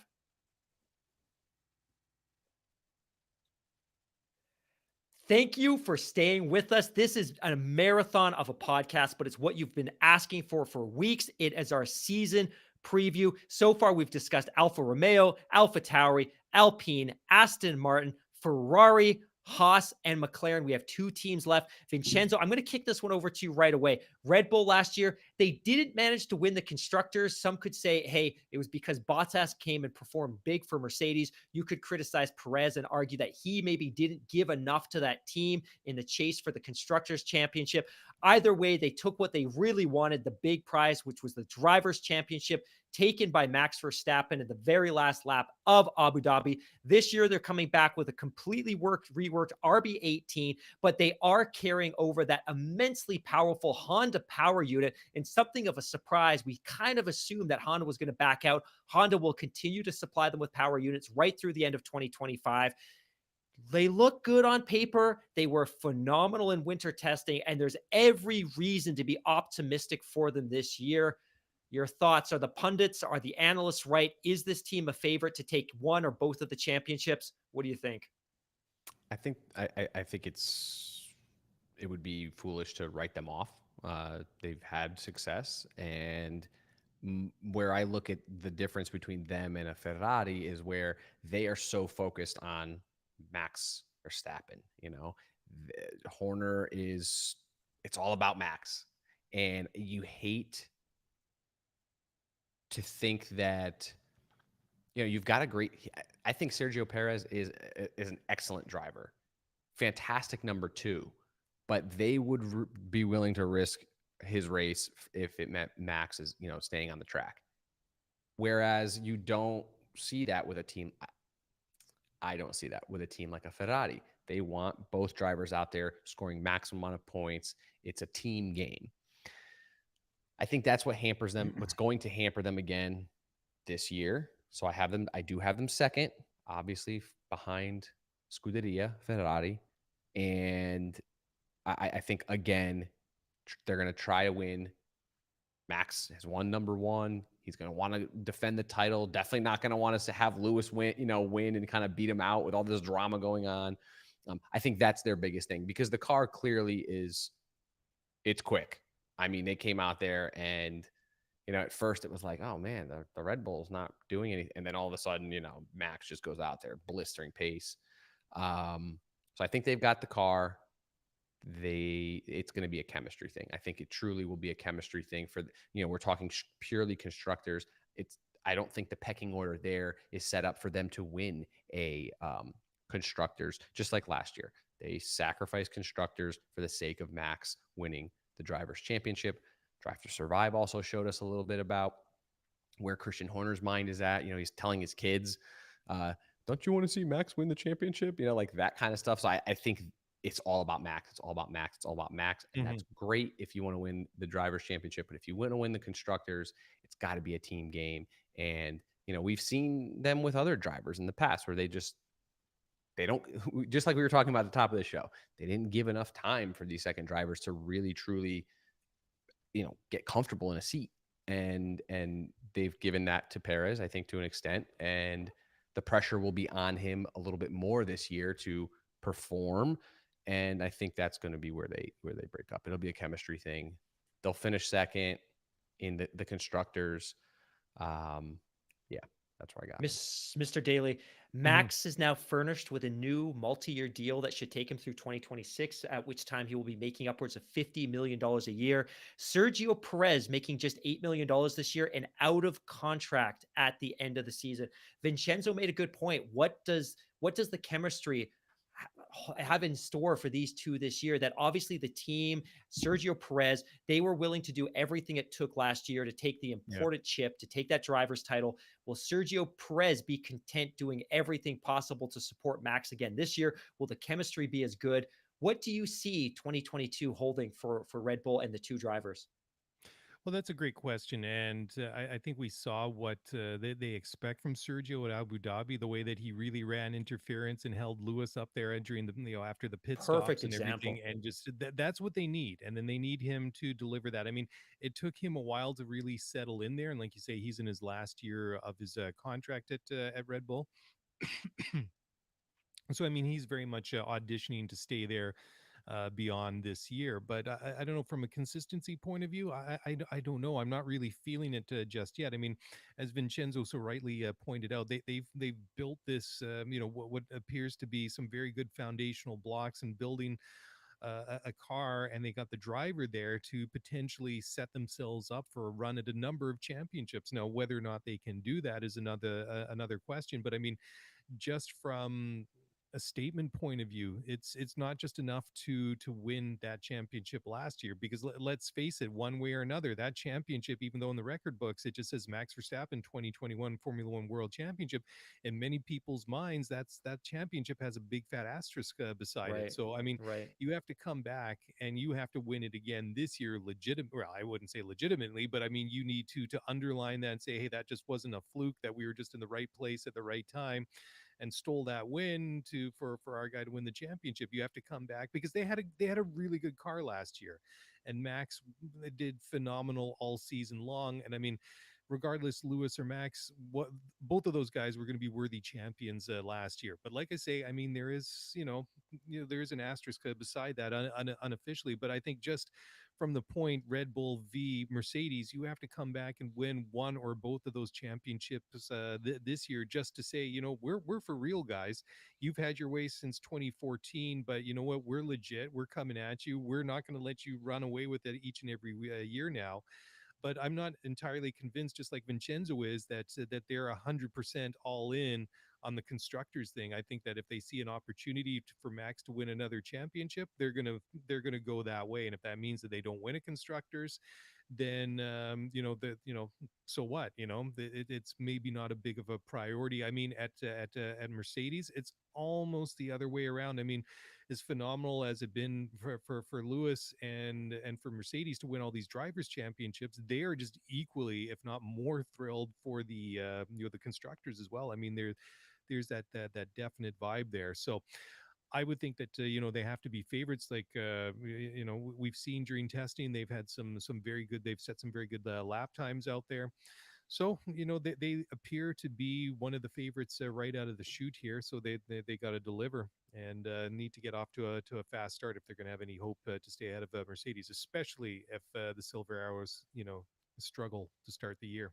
Look, I think we would all agree that if Max has a great car, he is going to be competing for race wins every single weekend. I think the real question mark, the unknown for Red Bull this year, is Sergio Perez. And if you Hmm. look at last year, I think the best comp for him, it's not Lewis, it's not Max. His comp last year was Valtteri Bottas, and Valtteri Yeah. Bottas scored 226 championship points. Sergio scored just 190. Valtteri scored 11 podiums. Sergio scored just 5 podiums last year. Like, there was a very significant delta. And all of that was okay because, like the two of you said, Red Bull got what they really wanted, which was that chip for Max. This year, I agree with both of you that a successful year for them, especially if Mercedes falls off this year, a successful year for them is going to be taking both titles, not one of them, but it's going to be taking both of those titles. So we've got Mhm. a couple more teams to get through quickly here. Williams Racing, Daily, this is a team that both you and I have an incredibly soft spot for. We grew up with this team. They haven't won a championship since 1997. They went through an ownership transition in 2019. The Williams family stepped away. Dalton stepped in, took over. I still believe it's the front for the Volkswagen Group if and when that ever does happen. It feels like, from an infrastructure perspective, they're Yeah. putting things together. Jos Capito is a great person. You've got incredibly young, talented future world champion Nicholas Latifi, Alex Albon, 38 races of Grand Prix experience, coming back after a year off. Where do you see this team this year? Do you think they've made some strides? Is this one of the teams that will benefit from the new regulations? Or do you think they're still doomed to finish in that 8, 9, 10 spot? Yeah, I don't think that they made are necessarily, I want to say, shackled to say 10th or ninth in the championship, but I don't think it's going to be much loftier than that. I do feel that, like, a bit of positivity around this team. Last year, I mean, they did score some points, and where did they finish up? Was it eighth in the championship Yep. last Yep. year? So yeah, that's kind of where I see them finishing this year. I mean, as much as again, I love Nicky, Canadian driver. I mean, you know, I just, if he can score some points, sort of low points finishes, that's what I'm kind of expecting. Alex Albon, I mean, I'm not really 100% convinced. I know the guy's got talent, but I mean he wasn't able to really prove it when he had a really good car. I mean obviously that wasn't a championship caliber Red Bull when he was there, but still it was a Red Bull. I mean it was capable of podiums, and Max was still winning races with it. So I mean there was that. So I think for Williams, it's a good driver lineup if you're a team like Williams, but I don't really expect more than that. I still think they'll be a bottom third, but I would love to see more. I mean, sentimentally, this is a team that I grew up with, and I'd love to see them do more. And whether or not Yost and the boys can do that, I'm not sure yet. So I'm going to reserve judgment, but I'm kind of predicting bottom third of the pack. Love to see them higher, but don't know if that'll translate into reality or not. Vincenzo, Alex Albon, 25 years old. He's out of contract at the end of this season. Nicholas Latifi, 26, also out of contract at the end of the season. What do the two of these drivers need to show this year? What do they need to do on the track to ensure that they have a spot on the grid come 2023? Because if they're unsuccessful, if the team isn't great, you have to think that Dalton might be looking at other places to fill those roles. I mean, anything short of points finishes for these two drivers is going to be pretty bad. I think they've got to get some sort of, points. We're talking points, 10th. I'm not saying they got to do it, 10 times this year, but they've got to at least fight for that at some point. Qualifying is going to be very important for them. Like, do they have that one lap speed that other teams can say, okay, they've got something there. The car might not be up to par, but they're showing us something. Two young guys that have some talent, and it's really like it's hard to judge anybody in these types of cars that are at the bottom of the pack, right? Because it takes both. It's a driver and a machine that have to work together to truly, do something. And right now they just, Williams hasn't proven that they can put a package together for anybody to drive it, right? I don't think Lewis Hamilton or Max Verstappen can sit in those cars and do well enough, right? And when you're in the last year of a contract, you're pressured to do a little bit better. And Formula One, the name of the game is perform, or it could potentially be the last time you're ever driving the car, right? I mean, you could realistically not be in a car next year or ever get a seat again. And with Doralton, they are a capital that it's a business. They want to see a return on their investment. They need to attract sponsors. They need to attract, partners that want to grow with them. Are they going to go and want American drivers that would create a lot more splash and bring in some of that tech money we were talking about? That's where I think, you're thinking immediately when you think about Williams bringing it back to glory is finding the partners that they can build off of, and then taking them. I say glory. It's a long ways away. I've got them at 9th in the championship as well, but it's a long ways away to get them to the midfield and then eventually win championships. But that starts with drivers that can attract some sponsors. And I don't know if these two are it, but I like them both, and I hope that they have some luck this year. I'd love to see them do something in that car. Maybe get like George did last year, get lucky a little bit. That'll help, and I think that boosts confidence. But I don't know. There's really there's no indication that that's in the cards. I think my eternal optimism lies in Nicholas Latifi. Of course it does, because you're Canadian. But okay. Cool your jets. I think that this is going to be a make or break year for him, to be totally honest. Yeah. And I just hope that Williams has put together a package that's going to enable him to score some really consistent points finish. And Mark, like you, I'm not necessarily as high on Alex Albon as a lot of people are. All right, moving on to the final team before we get to the most important part of the show of all, our predictions. We got to touch on Mercedes. Daly, I'm going to pass it over to you first. Sure. This has probably been the most problematic winter testing that Mercedes has experienced since 2012, 2013. They really, really struggled. And it looks like they have some fundamental issues with this car. with balance. It looks unstable in corners. They're seriously struggling with the porpoising issue. They can't seal the airflow under that car. Lewis Hamilton, as always, is proving to be a little bit pessimistic in the media. Sometimes that's sandbagging, sometimes that's by design. But a lot of the analysts, a lot of the pundits have Mercedes not finishing first, not finishing second, but potentially finishing third after both Red Bull and Ferrari. Based on what we've seen, we know that George Russell is joining Lewis Hamilton this year. What are your thoughts? What are your expectations for this team?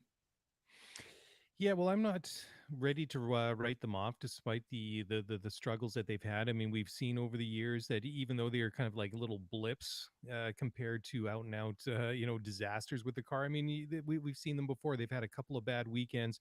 They go away for a couple of weeks in between races, and they turn it around and they become unbeatable. I mean, yeah, they only won Definitely. one championship last year, but still, I mean, until proven that this is for real and not just some shakedown and dialing the car in issues. I'm not ready to write them off by any stretch of the imagination. I mean, that having been said, perhaps the problems are real.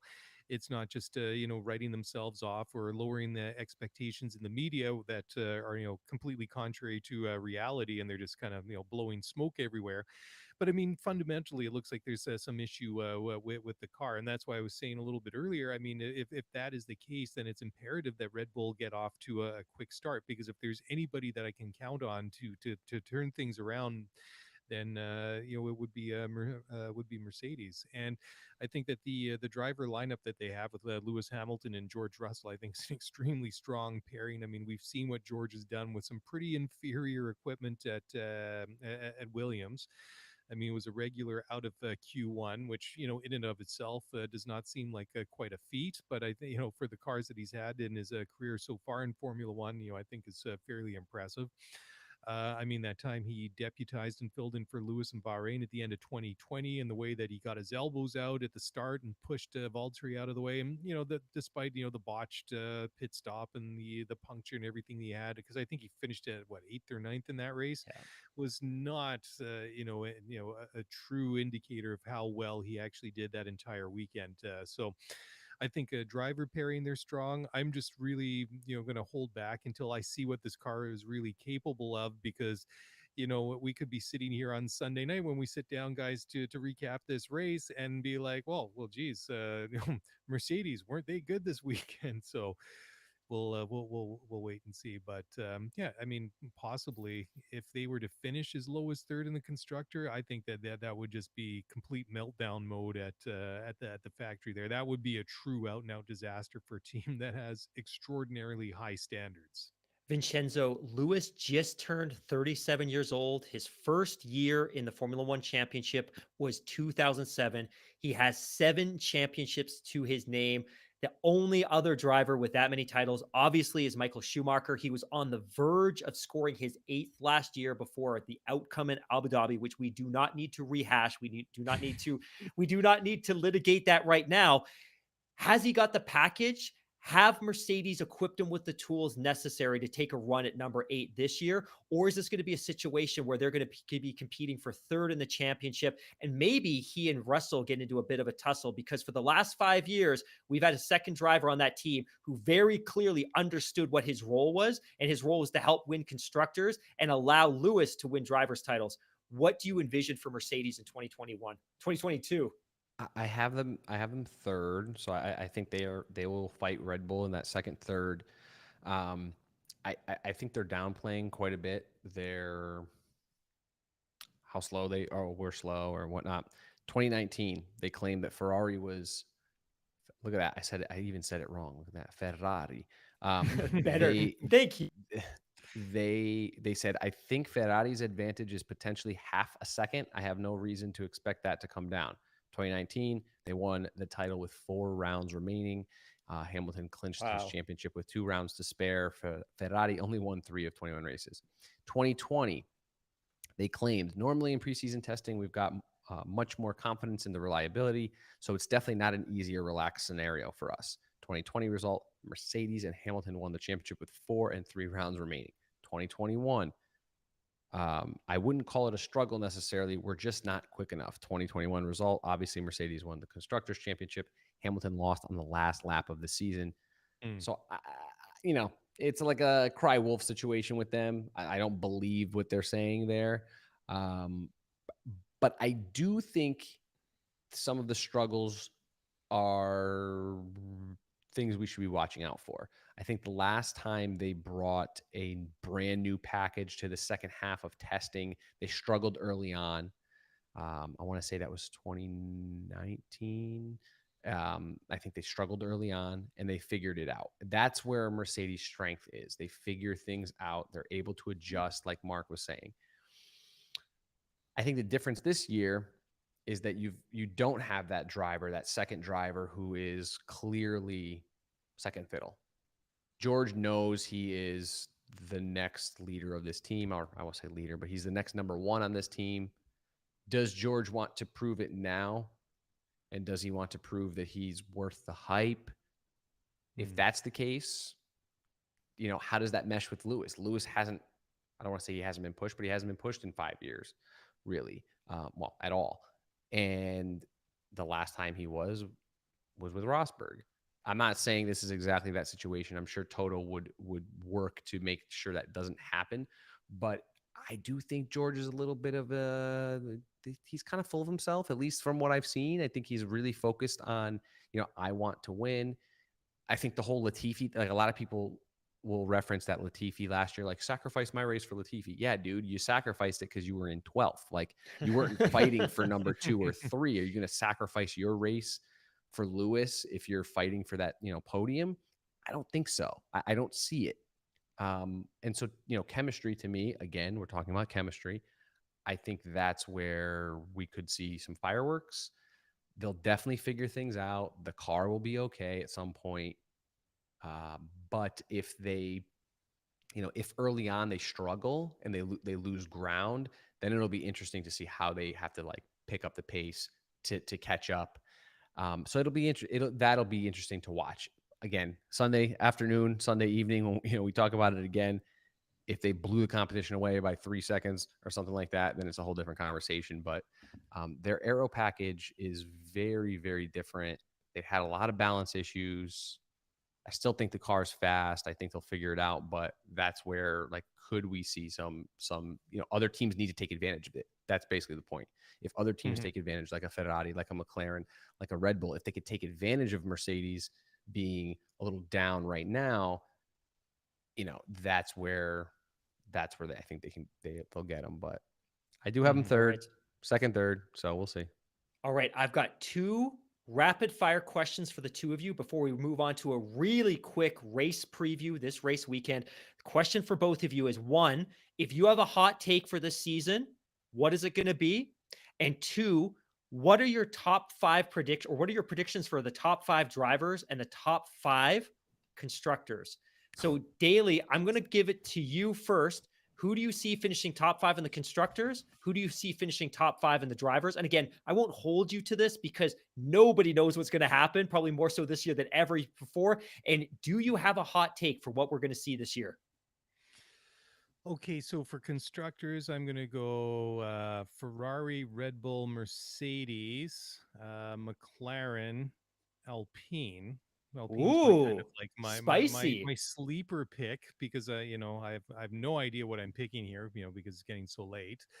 So for the drivers' championship, I'm going to go with Max for the repeat. I'm going to go with Charles Leclerc for the runner-up. Third, I'm going to go Lewis, and then fourth, I'm going to go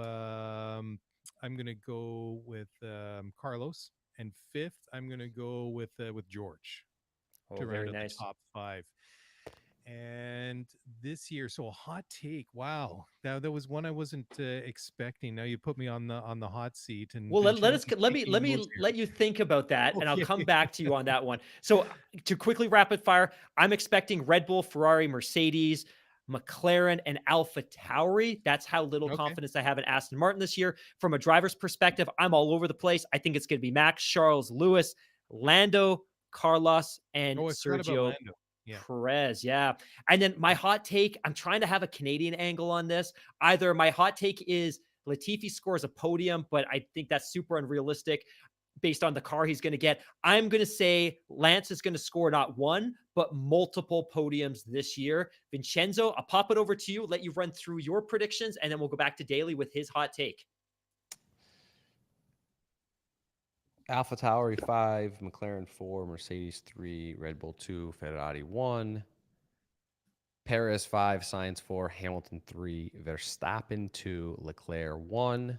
Whoa. I do. I think they go. I think they pull the double. Hot take. Oh man. I think maybe this is a hot take. I don't know. I think Charles finally wins his home Grand Prix. And Yeah. I'll double up on it. I think he'll win his home Grand Prix, and Sainz will also win his home GP and first win. That's Doubling down on I the love Ferrari it. drivers. Double Love down. Daly, it, yeah. I might as well. I got nothing to lose. Daly, can you top that? Can you top that as a hot take? Hot take that I'm going to make is that this is the year that we see American ownership come into Formula One in the form of the Andrettis, and they're not going to just sort of dip their toes into the pool. I think that they're going to come in. I think they're going to make a big splash right off of the top, and I think that they're going to shake things up in Formula One in a good way. Damn, that is one great hot take. I love Gentlemen, we've got one final thing to touch on, and we'll make this Okay. quick. We're 3 hours deep into this podcast. Vincenzo, you had a fantastic TikTok out earlier where you were talking about the GP that we're going to see in Sakhir in Bahrain this weekend. We've been going there since 2004. The country gained independence in 2002. It's a beautiful Islamic constitutional monarchy. It's a tiny country of just 1.5 million people. It's an island nation connected to the Saudi mainland by a causeway. Very cool. It's part of the GCC. It's a principally Arabic country. What are you expecting this weekend? What should we know going into this Grand Prix? Power track, grippy surface. I think we're gonna learn a little bit about. I think we're gonna learn a lot about strategy. You know what the strategies are, because I think this is the track that the top players can really kind of let it all out, let it go. I don't know. If you want me to jump in there, I'm going to get some Go predictions. for it. Go for it. Yeah, I'm go gonna, ahead. Vincenzo's putting something together here, so I'm going to give him the opportunity to do so. Keep So in I'm mind, it's predicting- also 2 a.m. his time right now. Yeah, exactly. So I'm predicting Max and Charles on the front row. Second row, I'm going with Carlos and Lewis. Third row, I'm going with Lando. And let's just mix it up for the first three rows. I'm going to say Lando.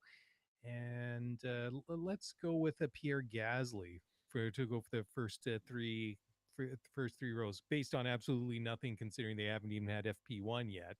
But yeah, I mean, it is a power track. I think that it's interesting because the one thing that is interesting here is the lap record was set way back in 2005 by Pedro de la Rosa, and his time was a 131.447. So the big question is, are they going to be anywhere near fast enough to break these lap times, and how do they compare to even last year? So I mean, the circuit length, where is it? I got it in my notes here somewhere. kilometers. So yeah, just a shade under 3.5 miles. I mean, it's a fairly long, 57 laps, 191.5 miles, total race distance, 308.2 kilometers.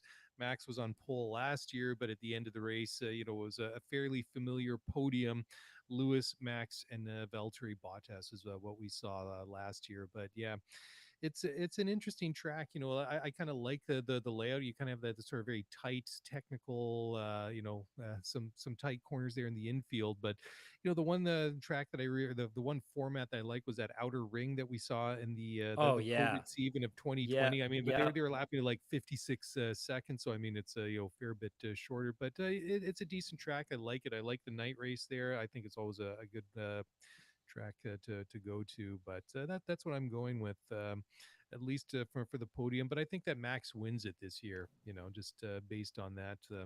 Again, until we can get some real data and we got a race or two under our belt and see, kind of get some equilibrium going on and see where everybody's at. I mean, it's just pure speculation.